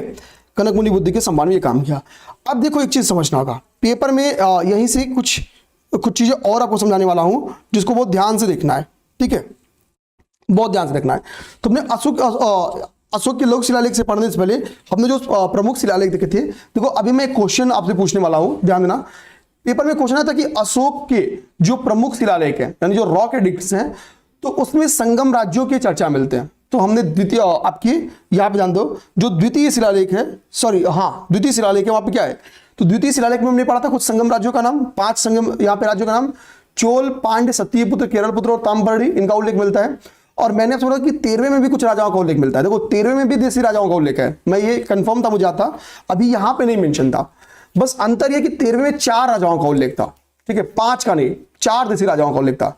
अब आपसे मेरा क्वेश्चन ही यही है, आपको बताना है कि द्वितीय शिलालेख और 13वें शिलालेख में जिन देशी राजाओं पे चर्चा है, उनमें डिफरेंस क्या है, किस एक की चर्चा 13वें में नहीं है। मेरा क्वेश्चन ये है, ठीक है। मैं एकदम श्योर, बताओगे तो अच्छी बात, नहीं बताओगे तो मैं कल बताऊंगा नेक्स्ट क्लास में। लेकिन मैं चाहूंगा कि जितना होमवर्क दे रहा हूं, देखो होमवर्क क्या है ना कि पढ़ाते पढ़ाते चीजें कुछ अच्छी और भी याद आ जाती हैं। तो मेरा काम है चीजें आपसे पूछ लेना, आप नहीं बताओगे तो इसी बहाने क्या ना कि थोड़ा सा हम लोग के बीच में ऑनलाइन का सबसे बड़ी दुविधा है कि हम लोग सामने नहीं रहते हैं, तो हमारे बीच में जुड़ाव का भी माध्यम बन जाता है, ठीक है। तो ये कमेंट करके बताना है। और ये पेपर में क्वेश्चन अभी मैं देखा भी हूं, तो 1998 में क्वेश्चन ये बन गया है यूपीएससी में कि दूसरा और 13वां शिलालेख, मतलब वो कौन से संगम पीरियड के राज्य हैं जिनके बारे में चर्चा अशोक के शिलालेखों में मिलती है, मेजर शिलालेखों, सॉरी प्रमुख शिलालेखों में मिलती है। तो वो तो खैर उसका आंसर तो आपको पता है, दूसरा और 13वां, ये तो मैंने बता दिया। मैं इससे भी एक कदम आगे बढ़ के क्वेश्चन पूछ रहा हूं, दोनों में डिफरेंस क्या है, ये आपको बताना है, ये आपको कंफर्म बताना है, चाहे कुछ भी हो जाए, ये आपको बताना है।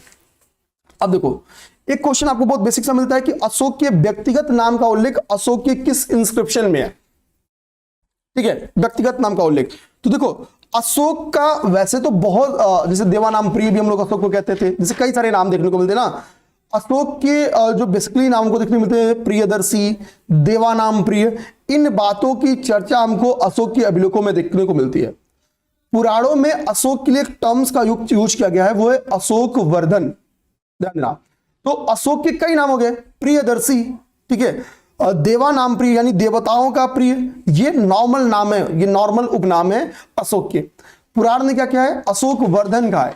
तो अशोक का नाम अशोक यानी जो उसका व्यक्तिगत नाम है, वो कहां कहां चर्चा में मिलता है, तो ध्यान देना 4 जगहों पे, मास्की 1, गुर्जरा 2, नेतूर 3 और उडेगोलम 4, इन 4 जगहों पे अशोक का व्यक्तिगत नाम मिलता है, ठीक है। मास्की, गुर्जरा, नेतूर और उडेगोलम, इन 4 जगहों पे अशोक का व्यक्तिगत नाम यानी अर्थात अशोक नाम मिलता है। बाकी जगहों पे उपनाम का प्रयोग है, देवानाम प्रिय, प्रियदर्शी, पुराणों में अशोक वर्धन वर्ड का प्रयोग है। अगली बात, यहां से भी क्वेश्चन बन के आया है, तो आप लोग एकदम निश्चिंत रहना, दिमाग में रखना अपने काम को, ठीक है, कि भाई यहां से भी क्वेश्चन बन के आए हुए हैं, तो ये भी मैंने आपको यहीं से करा दिया। अभी हमने क्या है कि इसके जो क्वेश्चन देखे हमने, वो हमने लघु शिलालेख दिखा। हम लोग दीर्घ स्तंभ लेख देख लेते हैं, जिसमें पेपर में आने की बेहद संभावना होती है, ये वेरी इंपॉर्टेंट है, वेरी इंपॉर्टेंट है ये, ठीक है। दीर्घ स्तंभ लेख, मेजर पिलर एडिक्ट्स जो है उसको देखते हैं। इसमें हम लोग को प्रयाग, दिल्ली टोपरा और दिल्ली मेरठ देखना है। तो प्रयाग स्तंभ देखो, करा कि यह पहले क्या था, कौशाम्बी में था, ये देखो तीनों चेंज हुआ है, था कहीं और गया कहीं और, था कहीं और ओरिजिनली और गया कहीं और। कह रहा है प्रयाग स्तंभ लेख के बारे में कि प्रयाग स्तंभ लेख क्या है कि ओरिजिनली अगर देखोगे तो लोकेटेड इन कौशाम्बी, कौशाम्बी हालांकि प्रयागराज के बगल में ही है, ठीक है, कौशाम्बी में ये सही बोलो ना एस्टेब्लिश था। लेकिन अकबर क्या करता है, इसको बाद में शिफ्ट कर देगा कहां, अपने किले में, इलाहाबाद के किले में, ठीक है। तो बाद में इसको क्या होता है, इलाहाबाद फोर्ट में एस्टेब्लिश कर देता अकबर। तो जो प्रयाग स्तंभ लेख है वो प्रयाग मेन आओगे कौशाम्बी में था। दूसरा आपका दिल्ली टोपरा, दिल्ली टोपरा तो एफएसटी यानी फिरोज शाह तुगलक ने क्या किया था, एफएसटी ने, ठीक है, एफएसटी ने इसे टोपरा से दिल्ली लाया। भाई तुगलक, हम लोग दिल्ली, तुगलक डायनेस्टी दिल्ली सल्तनत का हिस्सा है, तो कैपिटल क्या हो गई, दिल्ली हो गई, समझना बात को। तो यानी क्या हुआ, इसको दिल्ली लाया गया होगा, ठीक है, इसको दिल्ली लाया गया होगा। इसके पहले कहां पे था, टोपरा में। टोपरा कहां पे, तो आज के हरियाणा में स्थित है। इसको हरियाणा से दिल्ली लाया गया था, अंबाला नामक लोकेशन पे टोपरा है। तो वहां से कह रहा है कि इसको कहां से, टोपरा से हरियाणा, मतलब कहां लाया गया, दिल्ली लेके आ गया। और आज भी आपको ये देखने को मिलेगा दिल्ली में, ठीक है। इसके बाद से आपका होता है दिल्ली मेरठ, ठीक है, दिल्ली मेरठ हम लोग देखेंगे तो दिल्ली मेरठ सेम बात है कि मेरठ से दिल्ली लाएंगे, किसने लाया, तो फिरोज शाह तुगलक ने। तो इसके इनके दो अभिलेखों को एफएसटी क्या किया, मेरठ और टोपरा से उठा के दिल्ली लेके आया, और कौशाम्बी से इनके एक अभिलेख को इलाहाबाद फोर्ट में कौन लेके आता है, अकबर आता है। ये टफ क्वेश्चंस हुए। अब हमको इसके बाद देखना है एडमिनिस्ट्रेशन सिस्टम देखना है, हमको क्या करना है, इनका मौर्यंस का एडमिनिस्ट्रेशन सिस्टम देखना है। अब देखो आने वाले 15 मिनट में आपका मौर्यंस पीरियड समाप्त हो जाएगा, तो कोई दिक्कत की बात मेरे दोस्त मेरे भाई आपको नहीं हुई होगी, ना होगी, मैं वो तो क्यों होगी। अब आते हैं हम लोग, देखो मौर्यंस एडमिनिस्ट्रेशन देखेंगे। तो मौर्यंस एडमिनिस्ट्रेशन में ना आपको जब आप अर्थशास्त्र देखोगे तो एक वर्ड देखने को मिलता है, तीर्थ। जैसे हम लोग अधिक जो हायर ऑफिसर्स होते थे उनके लिए एक वर्ड यूज था, वो था तीर्थ, महामात्या, ठीक है, ये हायर ऑफिसर्स होते थे, ठीक। तो कह रहा है कि मौर्य प्रशासन में जो हायर ऑफिसर्स थे वो क्या कहलाते थे, वो तीर्थ कहलाते थे, तीर्थ कहलाते थे, ठीक है। और अकॉर्डिंग टू अर्थशास्त्र इसकी संख्या कितनी थी, 18। कितनी तीर्थों की संख्या थी, 18। अब देखो नॉर्मली जो मेजर आपसे पेपर में क्वेश्चन पूछा हुआ है, ठीक है, 18 तीर्थों के बारे में, वो ये पेपर में क्वेश्चन बन के आया हुआ है, ध्यान रखना, वो इनके बारे में क्वेश्चन बन के आया हुआ है। तो हम लोग यहां से ध्यान में रखेंगे, ठीक है। क्वेश्चन किसके ऊपर बन के आया है, आपकी समाहर्ता के ऊपर बन के आया है, ठीक है। सब क्वेश्चन बन के आपका संनिधाता के ऊपर आया है, क्वेश्चन आपके कर्मांतिक के ऊपर आया, अंतःपाल के ऊपर आया, व्यवहारिक के ऊपर आया। तो पहले हम जो ये 5 मेजर आपके दिख रहे हैं इंपॉर्टेंट, सबसे इंपॉर्टेंट उनको देखते हैं। तो समाहर्ता क्या थे, ध्यान देना, तो समाहर्ता आपके ये राजस्व विभाग के प्रमुख हुआ करते थे। बेसिकली कर निर्धारण इनका काम था, ये वित्त मंत्री थे, लाइक अ वित्त मंत्री थे। चीफ रेवेन्यू ऑफिसर होते थे समाहर्ता, ठीक है, चीफ रेवेन्यू ऑफिसर हुआ करते थे। सन्निधाता क्या थे, तो राजकीय कोषागार के क्या थे, संरक्षक थे, यानी कोष के प्रहरी थे। ये राजकीय कोषागार यानी जो रॉयल ट्रेजरी था उसके प्रहरी थे, संरक्षक थे। प्रहरी का मतलब क्या, सुरक्षा करना। अब हम लोग देखेंगे आगे कर्मांतिक। कर्मांतिक क्या थे, आज के उद्योग मंत्री से हम लोग कर्मांतिक की तुलना कर सकते हैं, ठीक है। ये क्या करते, इनका काम था कि जो इस ड्यूरेशन यहाँ पे जो इंडस्ट्रीज थी, जो उद्योग धंधे थे, उनका निरीक्षण करना इनका काम था, ठीक है। तो आजकल आज के इंडस्ट्री मिनिस्टर से इनकी तुलना कर सकते हैं। अंतःपाल क्या था, अंत मतलब होता है अंदर, यानी सीमावर्ती। बेसिकली अंतःपाल क्या था, सीमावर्ती दुर्गों के रक्षक थे ये, ठीक है। जो फ्रंटियर फोर्ट्स थे उनके रक्षक थे। अंतःपाल कौन थे, तो सीमावर्ती दुर्गों के रक्षक थे। व्यवहारिक कौन थे, तो नगर का प्रमुख न्यायाधीश होता था, chief justice of the city. देखो मेन जो चीफ जस्टिस होता था वो तो खुद राजा होता था, ठीक है। तो नगर का मुख्य न्यायाधीश, यहाँ पे देखो ना कि व्यवहारिक क्या है, नगर का मुख्य न्यायाधीश है। तो ये आपके इंपॉर्टेंट 5 हो गए। इसके अलावा आपको बता दूं, आप जानना चाहोगे तो देखो भाई मंत्री था। मंत्री क्या होता था, नॉर्मली राजा का सलाहकार हुआ करता था। पुरोहित भी थे इनके तीर्थों में शामिल, ये धार्मिक कार्यों के प्रमुख थे, प्रिंस थे, साधु थे, संत थे, जो भी कह रहे हैं हम लोग। सेनापति जो कि सेना का कमांडर होता था, कमांडर इन चीफ होता था, हम लोग कह सकते हैं, सेना का प्रमुख होता था, ये भी इसी में शामिल था। युवराज भी इसी में शामिल था। प्रदेष्टा, यहाँ पे एक पेपर में आ सकता है क्वेश्चन, ध्यान देना आप लोग।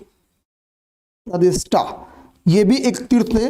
प्रदेष्टा, प्रदेष्टा क्या थे, तो प्रदेष्टा बेसिकली आपके फौजदारी न्यायाधीश होते थे। फौजदारी न्यायाधीश को हम लोग कहते हैं क्रिमिनल जस्टिस जज कहेंगे हम लोग, ठीक है। तो अब ध्यान देना, तो प्रतिष्ठा के बारे में आप ध्यान देना कि क्या थे, ये फौजदारी ना, फौजदारी न्यायाधीश थे। फौजदारी न्यायाधीश थे, ये क्या थे, ये जज ऑफ क्रिमिनल कोर्ट। आगे बात समझ में, तो ये जज ऑफ क्रिमिनल कोर्ट थे। तो प्रतिष्ठा के बारे में भी क्वेश्चन आ सकता है, ठीक है, प्रतिष्ठा के बारे में भी क्वेश्चन आ सकता है, इस चीज को दिमाग में रखेंगे, ठीक है। फिर आगे हम लोग देखें दंडपाल। तो दंडपाल क्या था, ये सैन्य सामग्रियों का संरक्षक था, तो दंडपाल भी इसी में थे। एक इस तरह दुर्गपाल आता था जो कि दुर्गों के संरक्षक का काम करता था, ठीक है। तो इसे आठविक एक इंपॉर्टेंट है, इनमें एक आठविक भी इंपॉर्टेंट है, आइए लिख दे आठविक। तो आठविक नामक एक अधिकारी था, आठविक को इंग्लिश में भी आठविक ही बोलेंगे। ये वन विभाग का अधिकारी था, ध्यान देना, वन विभाग का अधिकारी था।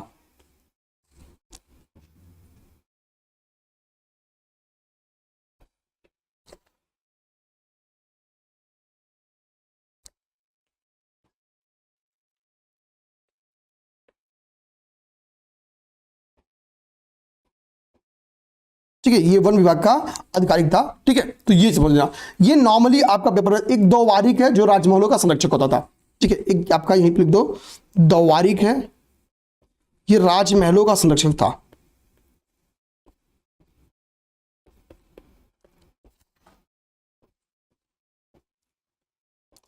राजमहलों का ये क्या था, संरक्षक था ये, ठीक है।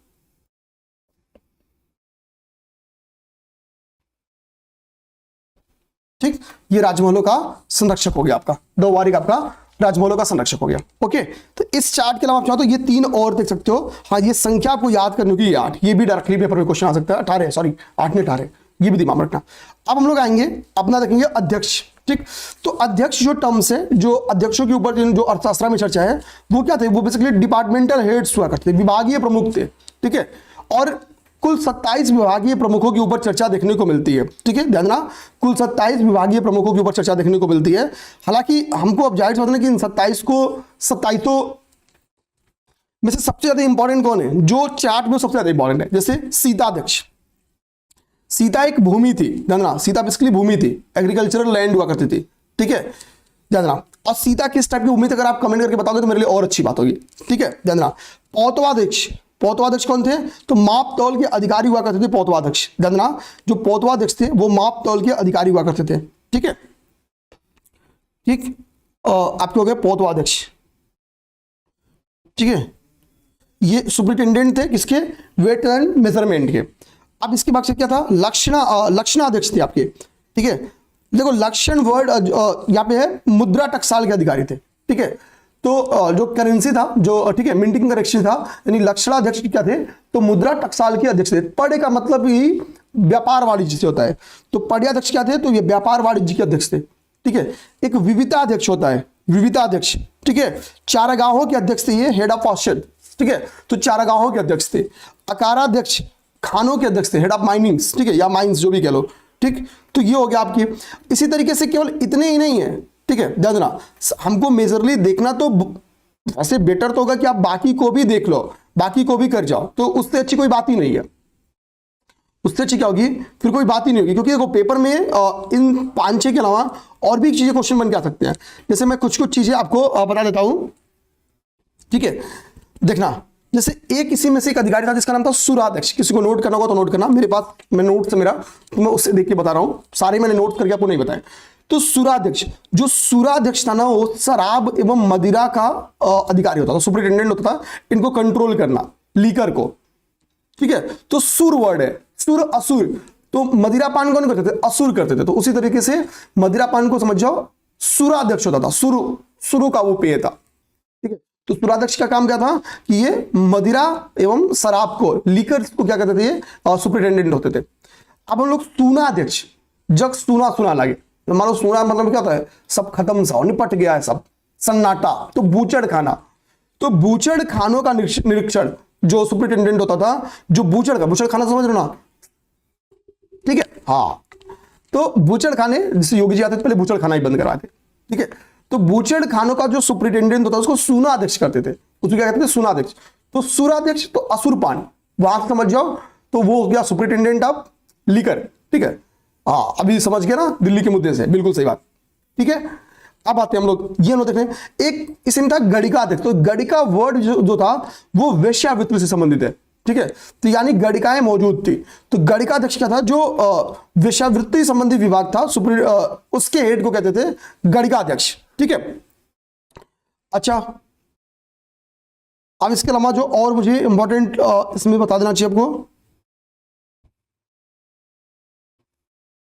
ठीक है। इसमें एक लास्ट अपने दिमाग में रखो हमने, संधि विग्रहिक, ठीक है, एक टर्म्स था संधि विग्रहिक, ठीक है।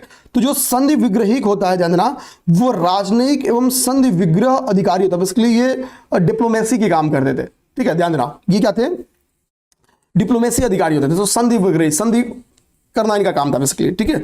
तो राजनयिक एवं संधि विग्रह अधिकारी हुआ करते थे, संधि विग्रही। इसके अलावा इसमें बहुत नहीं, तो हमने क्या देखा, आपको सुराध्यक्ष इसमें पढ़ा दिया, सुराध्यक्ष, सूनाध्यक्ष पढ़ा दिया, सूनाध्यक्ष पढ़ा दिया, हमने गणिकाध्यक्ष देख लिया, ठीक है, हमने संधि विग्रहिक देख लिया, हमने संधि विग्रहिक देख लिया, एटलीस्ट हमने इतना एक्स्ट्रा कर लिया, 4 और कर लिया, ठीक है। बहुत ज्यादा आपको याद भी नहीं हो पाएगा, कर लोगे तो अच्छी बात है, क्योंकि देखो एडमिनिस्ट्रेशन से क्वेश्चन आएगा, दिमाग में रखना। अब उनकी जुडिशरी को अलग से देखते हैं। देखो जुडिशरी को क्या है, तो एक तो इनका क्या था कि दीवानी न्यायालय था, सिविल कोर्ट था, और एक फौजदारी न्यायालय था, क्रिमिनल कोर्ट था। तो जो इनका सिविल कोर्ट था उसको हम लोग कहते थे धर्म अस्थीय, लिखा ना, लेकिन धर्म स्थली होगा, ये जानना, धर्म स्थली होगा। तो सिविल कोर्ट का नाम क्या था, धर्म स्थली था,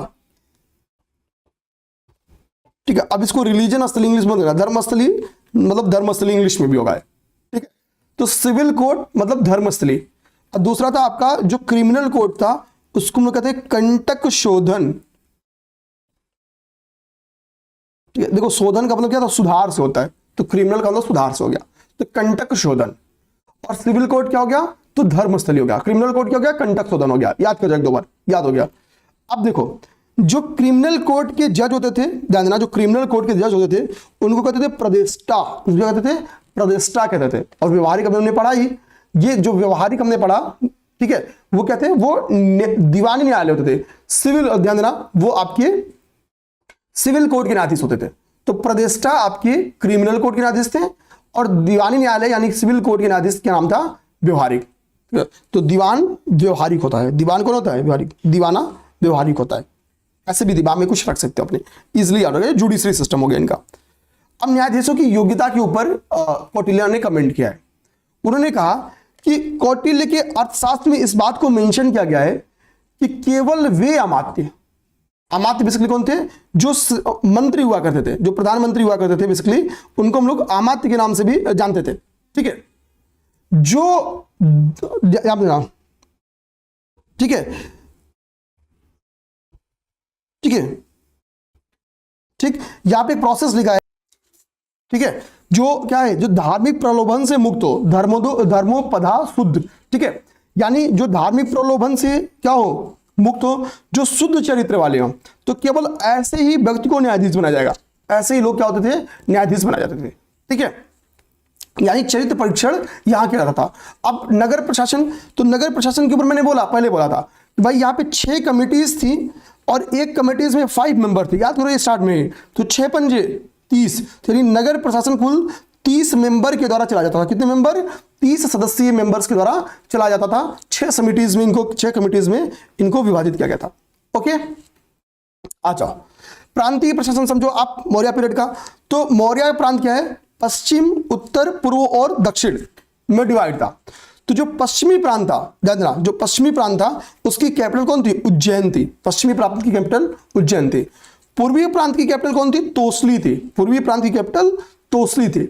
उत्तरी प्रांत की कैपिटल कौन थी, तक्षशिला थी। उत्तरी की तक्षशिला थी, और दक्षिणी की कौन थी, तो सुवर्णगिरी थी। ये प्रांतों के कैपिटल हो गए। जल प्रबंधन में तो देखो सुदर्शन लेक वाला पॉइंट्स तो मैंने इनिशियली देखा, ठीक है, ध्यान देना। अशोक ने इसकी मरम्मत करवाई, ये बात भी हमने देखा हुआ है, तो ये पॉइंट्स इजी हो गए। कृषि व्यवस्था में देखो तो एक लैंड था जिसका नाम था अदेव मातृक भूमि। अदेव मातृक भूमि वो भूमि थी, वह भूमि जिस पर बिना वर्षा के भी अच्छी खेती होती थी, यानी बहुत ही फर्टाइल लैंड जो होता था वो अदेव मातृक भूमि के नाम से जानी जाती थी, ठीक है। तो इस तरीके से हमारा क्या हुआ, नॉर्मली हमारा खत्म हो गया आपका मौर्यन पीरियड। अब हम लोग देखेंगे क्या, पोस्ट मौर्यन पीरियड को समझेंगे। हमारा 1 घंटा 4 मिनट की क्लास हुई, हमने मौर्यन पीरियड को समाप्त कर लिया, ठीक है, हमने मौर्यन पीरियड को समाप्त कर लिया। अब देखो, अब हमारा टॉपिक क्या होगा, अब हमारा टॉपिक है पोस्ट मौर्यन पीरियड, ठीक है। Post Mauryan period, post Mauryan period को ध्यान से समझते हैं, ठीक है। पोस्ट मौर्यन पीरियड को ध्यान से समझो। अब देखो, ठीक है, पोस्ट मौर्यन पीरियड में जो हम देखने वाले हैं वो देखेंगे सुंगा डायनेस्टी, ठीक, सुंग डायनेस्टी को देखेंगे। हम देखेंगे कड़ु डायनेस्टी को, हम देखेंगे महामेघवाहन वंश को, और हम देखेंगे सातवाहन वंश को। पहले ये समझ लेते हैं, बाकी क्यों और कैसे देखेंगे उसको कमेंट करता हूं मैं, पहले इतना देखते हैं। देखो भाई,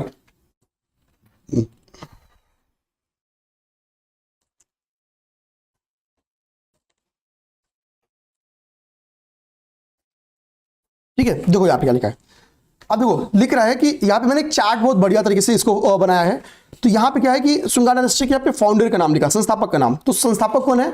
तो संस्थापक है पुष्यमित्र शुंग। जानना, संस्थापक का नाम है पुष्यमित्र शुंग, ठीक। और यहाँ पे पुष्यमित्र शुंग होंगे। अब प्रमुख शासक में देखोगे तो यहाँ पे अग्निमित्र का नाम आता है। पुष्यमित्र शुंग के साथ किसका नाम आता है? अग्निमित्र का। पुष्यमित्र शुंग का जो लड़का था वो अग्निमित्र था, ठीक है। कौन था? अग्निमित्र था, ठीक है। अब देखो पुष्यमित्र शुंग का लड़का जो अग्निमित्र है, इसकी प्रेम कथा के ऊपर एक बुक लिखी गई है, ठीक है, मालविका अग्निमित्रम। मालविका अग्निमित्रम, इसी अग्निमित्र के ऊपर ही तो लिखी गई है, मालविका और अग्निमित्र। मालविका नायिका है और अग्निमित्र नायक है, तो यही वो अग्निमित्र है, ठीक है। तो मालविका अग्निमित्रम किसकी बुक है? कमेंट करो। और इन्हीं लोग की प्रेम कहानी है उसमें, मालविका अग्निमित्रम में, ठीक है। आगे बात, अब इसमें अंतिम शासक, मतलब इस वंश का अंतिम शासक कौन है? देवभूति। तो प्रमुख शासक कौन है? तो पहले मैंने क्या किया है, तो देखो संस्थापक का नाम लिखा है, प्रमुख शासकों का नाम लिखा है, और अंतिम शासक। तो प्रमुख शासकों में पुष्यमित्र शुंग का नाम है, मतलब केवल स्टेबल ही नहीं किया, इसको इंपॉर्टेंस भी दिया, प्रचार भी किया इसका। तो पुष्यमित्र शुंग, अग्निमित्र, और लास्ट का नाम मैंने लिख दिया देवभूति। ये तीन याद करो आप लोग, ठीक है। अब देखो यहाँ पे इंपॉर्टेंस बातें क्या लिखी गई हैं, इस डायनेस्टी से संबंधित इंपॉर्टेंस बातें। तो पुष्यमित्र शुंग के बारे में लिखा गया है कि अंतिम मौर्य शासक जिसका नाम था वृहद्रथ, तो पुष्यमित्र शुंग ने क्या किया था? उसको 6 इंच छोटा किया था, और वृहद्रथ की हत्या करके क्या है? शुंगा डायनेस्टी की नींव रखा था। सेकंड इंपॉर्टेंट फैक्ट क्या है मेरे भाई, कि पुष्यमित्र शुंग ने लिखा अश्वमेध यज्ञ करवाया। बिल्कुल करवाया था, लेकिन इसने 2 अश्वमेध यज्ञ करवाए थे। पुष्यमित्र शुंग ने 2 अश्वमेध यज्ञ कराए थे। इनके पुरोहित का नाम आप बताओ, ठीक है, बहुत फेमस पुरोहित है। आपको पुष्यमित्र शुंग जो कि ब्राह्मण माने जाते हैं, इनके पुरोहित का नाम बताओ। इन्होंने 2 अश्वमेध यज्ञ करवाया, इस बात की जानकारी हमको अयोध्या इंस्क्रिप्शन से मिलती है। ये यहां पे लिखा नहीं है, ध्यान से सुनना, अयोध्या इंस्क्रिप्शन से इस बात की जानकारी मिलती है। अब आपको कमेंट क्या करना फिर यहां पे, कि पुष्यमित्र शुंग के पुरोहित का नाम, पुष्यमित्र शुंग के पुरोहित का नाम ये आपको मेंशन करना होगा, तो करना होगा, ये बात आप बताओ, ठीक है। अच्छा ये हो गया। अब आ गया यहाँ पे क्या लिख रहा है, कह रहा है कि अग्निमित्र शुंग का, अच्छा यहाँ पे देखो नीचे यार जो पूछा हो तो उसका आंसर ही लिखा है कि कालिदास के नाटक मालविका अग्निमित्रम में इनकी जानकारी मिलती है, कोई बात नहीं है। अंतिम शासक देवभूति को उसके मंत्री वासुदेव कड़ के द्वारा, वसुदेव कड़ के द्वारा मार दिया गया, और इसने अपने नाम पे कड़ु डायनेस्टी की नींव रखी, ठीक है, जानना। तो होता क्या है कि देवभूति बहुत कमजोर शासक था, विलासी प्रवृत्ति का हो गया था, तो जाहिर सी बात है अवसरवादिता आएगी और मारा जाएगा, ठीक है। तो सिंपल सी बात है, ठीक है।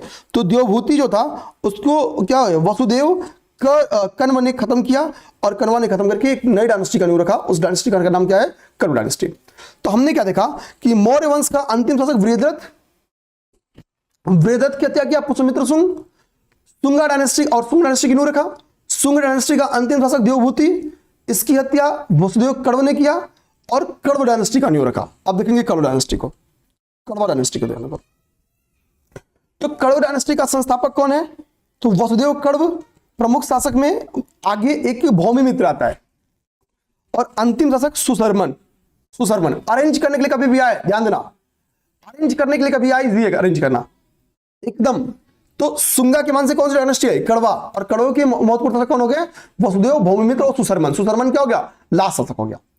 आगे बात समझ में। अब देखो यहां पे देखो मैंने क्या किया है, आपकी कड़व डायनेस्टी के शासकों के नाम लिख दिया है, वासुदेव, भूमिमित्र, नारायण और सुशर्मन, ठीक है। जो यहाँ पे भौमिमित्र लिखा है वो भूमिमित्र भी है, वही बात है, ठीक है। तो वासुदेव, भूमिमित्र, नारायण और सुशर्मन, केवल 4 शासक थे ये कड़व डायनेस्टी के। तो वासुदेव से स्टार्ट है, भूमिमित्र भी, आगे नारायण थे, और नारायण के बाद से सुशर्मन, सुशर्मन लास्ट है। अब आओ इंपॉर्टेंट बात है, देखो इस डायनेस्टी की इंपॉर्टेंट बात क्या लिखा है कि वसुदेव कण्व ने शुंग वंश के अंतिम शासक देवभूति को निपटाया और कण्व डायनेस्टी की नींव रखी, ठीक है। आगे बात, अंतिम शासक सुशर्मन को आंध्र सातवाहनों ने हरा के सत्ता छीन ली, यानी कण्व को हरा के सातवाहन डायनेस्टी की नींव पड़ रही है। आंध्र सातवाहनों ने हरा के इनसे भी सत्ता छीन लेते। बस इतनी बात इंपॉर्टेंट है। अब यहां पे एक डायनेस्टी है जिस डायनेस्टी का नाम है महामेघवाहन डायनेस्टी। चेदी डायनेस्टी की बात कर रहा है, चेदी डायनेस्टी की बात कर रहा है, उड़ीसा की महामेघवाहन डायनेस्टी। तो वंश क्या है? महामेघवाहन वंश है। शासक कौन है प्रमुख? तो खारवेल है। ठीक है।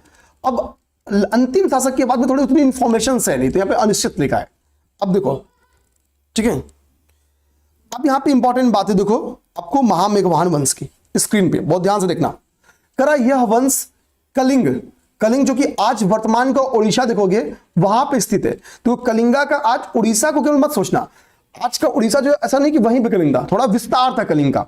मतलब अगर आपको साउथ में भी एंट्री करना ना तो कलिंग से होके करना होता था, और आप बंगाल जाना है तो भी आपको कलिंग का ही रास्ता चुना था। ठीक, तो कलिंग एक स्ट्रेटेजिक पॉइंट था।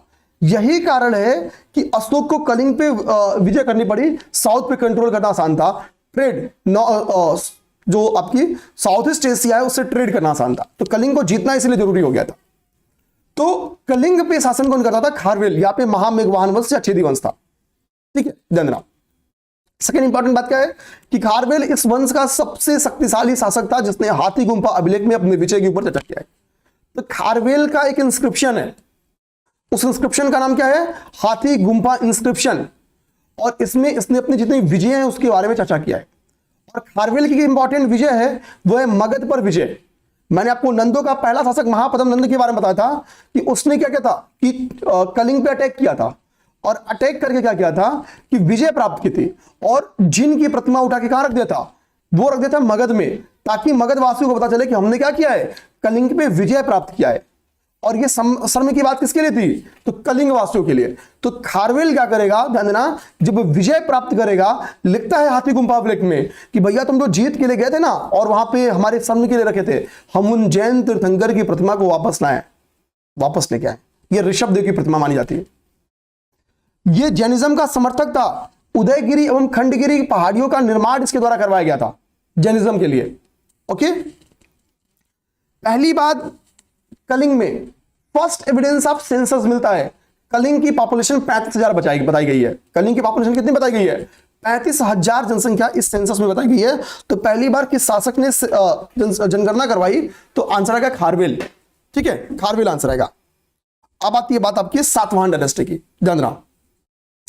तो सातवाहन वंश की नींव किसने रखी? तो सातवाहन वंश की नींव सिमुक ने रखी।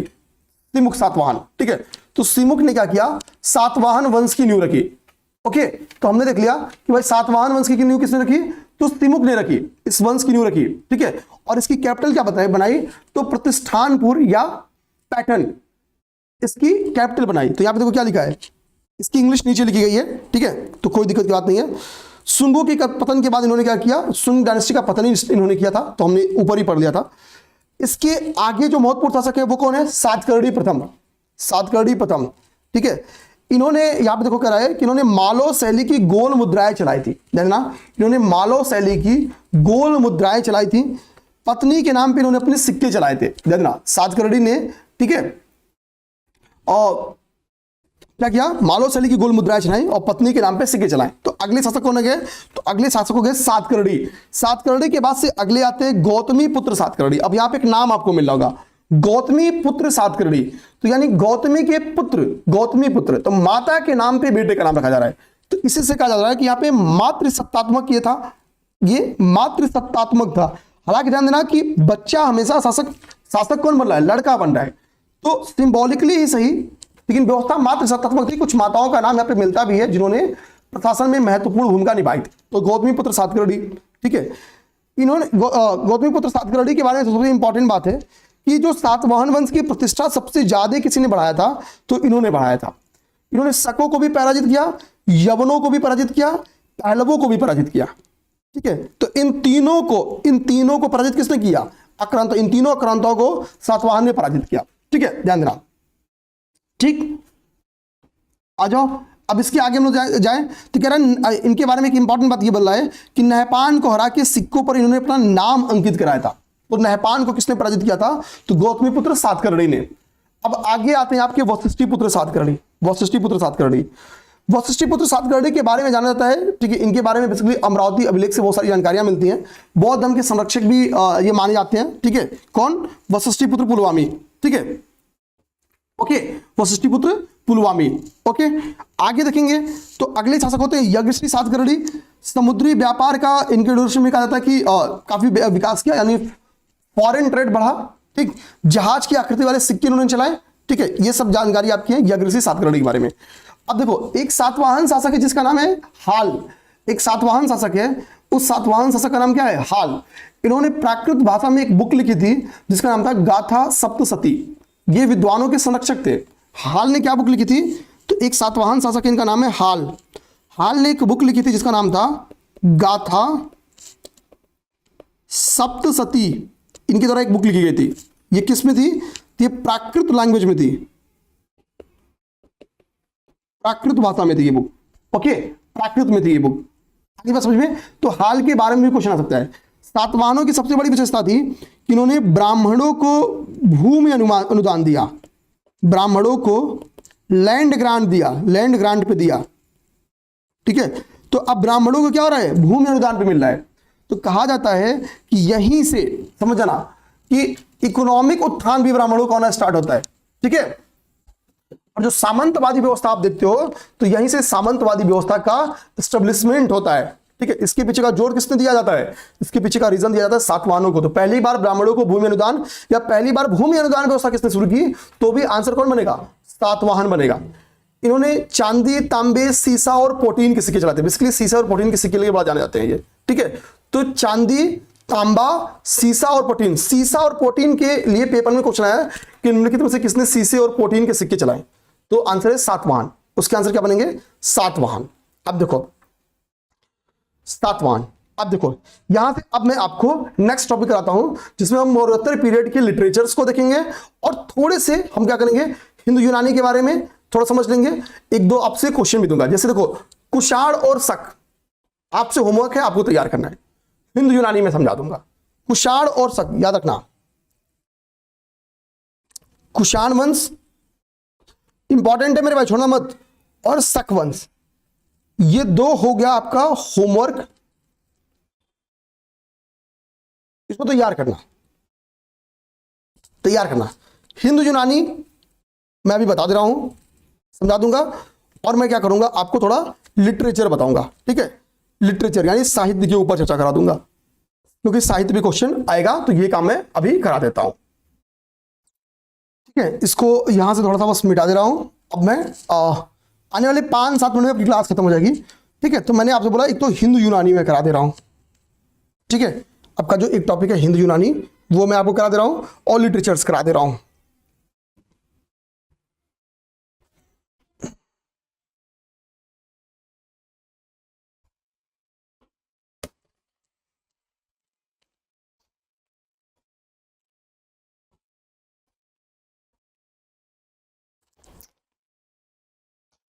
इंडो ग्रीक,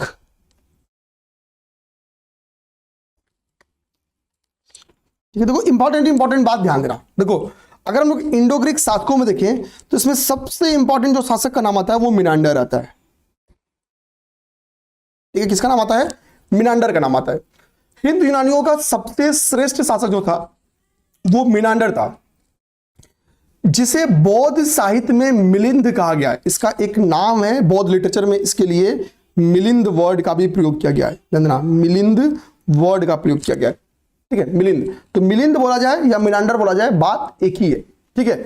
एक ग्रंथ है जिसका नाम है मिलिंद पन्नो, एक ग्रंथ है जिसका नाम है मिलिंद पन्नो, ठीक है। ध्यान, मिलिंद पन्नो। मिलिंद पन्नो में क्या है? ये एक बौद्ध ग्रंथ है।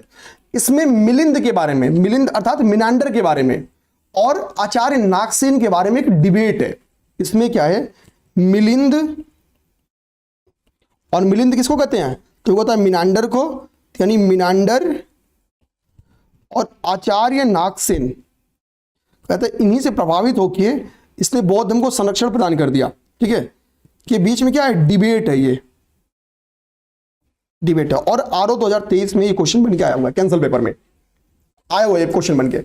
अब हिंदू यूनानी के बारे में एक दो क्वेश्चंस जो और भी पेपर में बन के आए हैं उनको ध्यान से देखते हैं। ठीक है, होता है जब मिनांडर की के पश्चात, देखो जब मिनांडर की डेथ होगी तो मिनांडर की जो पत्नी थी ध्यान देना, उनका नाम था अगाथोक्लिया या अगाथोक्लिया। अब बोलो सर वाइफ का नाम क्यों बता रहा? तो मिनांडर के बाद से उसका पुत्र जो है स्ट्रेटो फर्स्ट, स्ट्रेटो फर्स्ट गद्दी पे बैठता है, लेकिन ये अल्पवयस्क रहता है। तो गद्दी कौन चलाएगी? अगाथोक्लिया चलाएगी। और अगाथोक्लिया ने कुछ क्वाइंस चलाए थे, ध्यान रखो क्वाइंस में क्वेश्चन बन के आता है, कुछ क्वाइंस चलाए थे और इसके क्वाइंस पे जो चित्र मिलता है वो किसका है? तो वो भगवान बलराम, जिनको हम लोग संकर्षण भी कहते हैं, भगवान बलराम और वासुदेव के चित्र मिले हैं, उस पे भगवान बलराम और वासुदेव के चित्र मिले हैं। ओके, भगवान बलराम और वासुदेव के चित्र मिले। अब आ जाओ, ये बात हो गई। पीटी में क्वेश्चन बन के आया हुआ है, ये मेंस 2017 में क्वेश्चन बन के आया हुआ है, पीसीएस मेंस 2017 में। आगे बात समझ में? तो संकर्षण और वासुदेव ये वाला क्वेश्चन बन के आया हुआ है। ठीक है, ये वाला क्वेश्चन बन के आया हुआ है, तो इसको दिमाग में अपने रखना है। ठीक है, अच्छा ये हो गया। ठीक, आते हैं अब इसके बाद से क्वेश्चन और जो आपका बन के आ सकता है वो आ सकता है स्ट्रेटो द्वितीय के ऊपर। स्ट्रेटो द्वितीय के ऊपर। स्ट्रेटो द्वितीय क्यों फेमस है? तो ये इसलिए फेमस है कि इसने शीशे के सिक्के चलाए थे, ध्यान, इसने शीशे के। तो पेपर में क्वेश्चन आएगा कि निम्नलिखित में से किस हिंद के वंश शासक ने, यानी इंडो ग्रीक शासक ने शीशे के सिक्के जारी किए? तो वो स्ट्रेटो द्वितीय ने शीशे के इसने सिक्के चलाए थे और ये प्री 2014 में क्वेश्चन बन के आया। ठीक है, ये ध्यान रखना। तो ये आपके क्वेश्चंस हैं, ये आपका इसी बार आरओ 2023 में गया और भी इसके पहले आया हुआ है। ठीक है, ध्यान रखना। तो ये चीज हमको समझ में आना चाहिए। बाकी जो होमवर्क दिया वो जरूर आपको करता है। ठीक है, अब हम लोग थोड़ा सा लिटरेचर्स को देख लेते हैं। देखो बहुत ही लेटर मॉरियन पीरियड में बहुत लिटरेचर्स नहीं है, लेकिन जो है वो इंपॉर्टेंट है और पेपर में आते हैं, तो हम लोग उनको कर लेते हैं। देखो एक तरफ हम लोग लिख देंगे, ठीक है, कि रचनाकार ऑथर जो है या रचयिता जो भी कह लो इसको, इनको, और इधर जो ग्रंथ है, इधर ग्रंथ का नाम ले देते हैं, मतलब जो लिटरेचर है उसको। अब देखो इसमें पहला जो आपका नाम है वो है गाथा सप्तशती आपका, या हम लोग देखें तो बेसिकली हाल के बारे में, हाल की जो पुस्तक है उसका नाम है आपका गाथा सप्तशती। हमने पहले भी पढ़ लिया है गाथा सप्तशती, गाथा सप्तशती। ठीक है, हाल क्या है? सातवाहन शासक थे, ये दिमाग में अपने रखना है। इसी तरीके से आप देखोगे एक बुक है आपका, उसका नाम है महाभाष्य। ठीक है, पतंजलि, आपसे मैंने इनके बारे में क्वेश्चन भी पूछा था आज, पतंजलि जी के बारे में। ठीक है, अब आपको याद आ गया होगा अयोध्या अभिलेख, तो आप बता भी सकते हो अब। ठीक है, आपको आगे चल के चरक ने क्या है बेसिकली, चरक संहिता लिखी, और चरक को किसके द्वारा संरक्षण प्रदान किया गया था आप बता सकते हो। चरक संहिता लिखी, तो याद देना चरक महोदय की जो बुक है वो चरक संहिता है। ठीक है, ध्यान देना। एक बुक है, ठीक है, जिसका नाम है नाट्य शास्त्र। नाट्य, अच्छा ये सारे नाम है तो इसके लिए इंग्लिश में नहीं लिख रहा हूं। ठीक है, क्योंकि मैं तो इंग्लिश लिखूंगा इसका तो गलती लिखूंगा। ठीक है, तो आते हम लोग भरत मुनि। थोड़ा सा दिक्कत इंग्लिश में यह थी ना, तो वो मेरा मीडियम नहीं रहा, तो फ्लो बहुत टूटता है। ठीक है ना, तो मैं कोशिश करता हूं चीजें लिख के पहले से लेके आओ, ईमानदारी से आपको बताता हूं। ठीक है, अब हम लोग आते हैं, ये हो गया। इसके बाद से हमारा जो अगला पॉइंट है वो ध्यान देना, एक यहां पर रचनाकार हो गए आपके वात्स्यायन जी। ये पेपर में अक्सर क्वेश्चन आता है, वात्स्यायन जी का काम सूत्र इन्हीं के द्वारा लिखा गया है। ठीक है, अब याद करने का तरीका देखो, यहां पे काम वर्ड है और यहां पे वात्स्यायन में वासना, थोड़ा सा समझ सकते हो। ठीक है, तो समझने के लिए, तो मिलाने के लिए इजी है। अब हम लोग आते हैं नेक्स्ट अपना देखते हैं। ठीक है, अश्वघोष वेरी इंपॉर्टेंट पर्सनालिटी। अश्वघोष। अश्वघोष, अश्वघोष क्यों इंपॉर्टेंट है, इनको ध्यान के देखते हैं। तो इनकी 3 बहुत फेवरेट बुक है, सौंदरानंद, ठीक है, या आप 2 ही याद करो, एक बुद्ध चरित। बुद्ध चरित के बारे में मैंने ऑलरेडी पहले भी बताया था, ठीक है, ध्यान देना। अब इसकी बात से देखेंगे महाकवि भास के बारे में। महाकवि भास के बारे में देखेंगे तो इनका हो गया स्वप्न वासवदत्ता, वासवदत्ता, ये इनकी बुक है। ये हो गया आपका पोस्ट मौर्यन पीरियड या लिटरेचर, ठीक है, ये पोस्ट मॉडर्न लिटरेचर हो गया। और यहां से हमारी लेक्चर 3 खत्म होता है।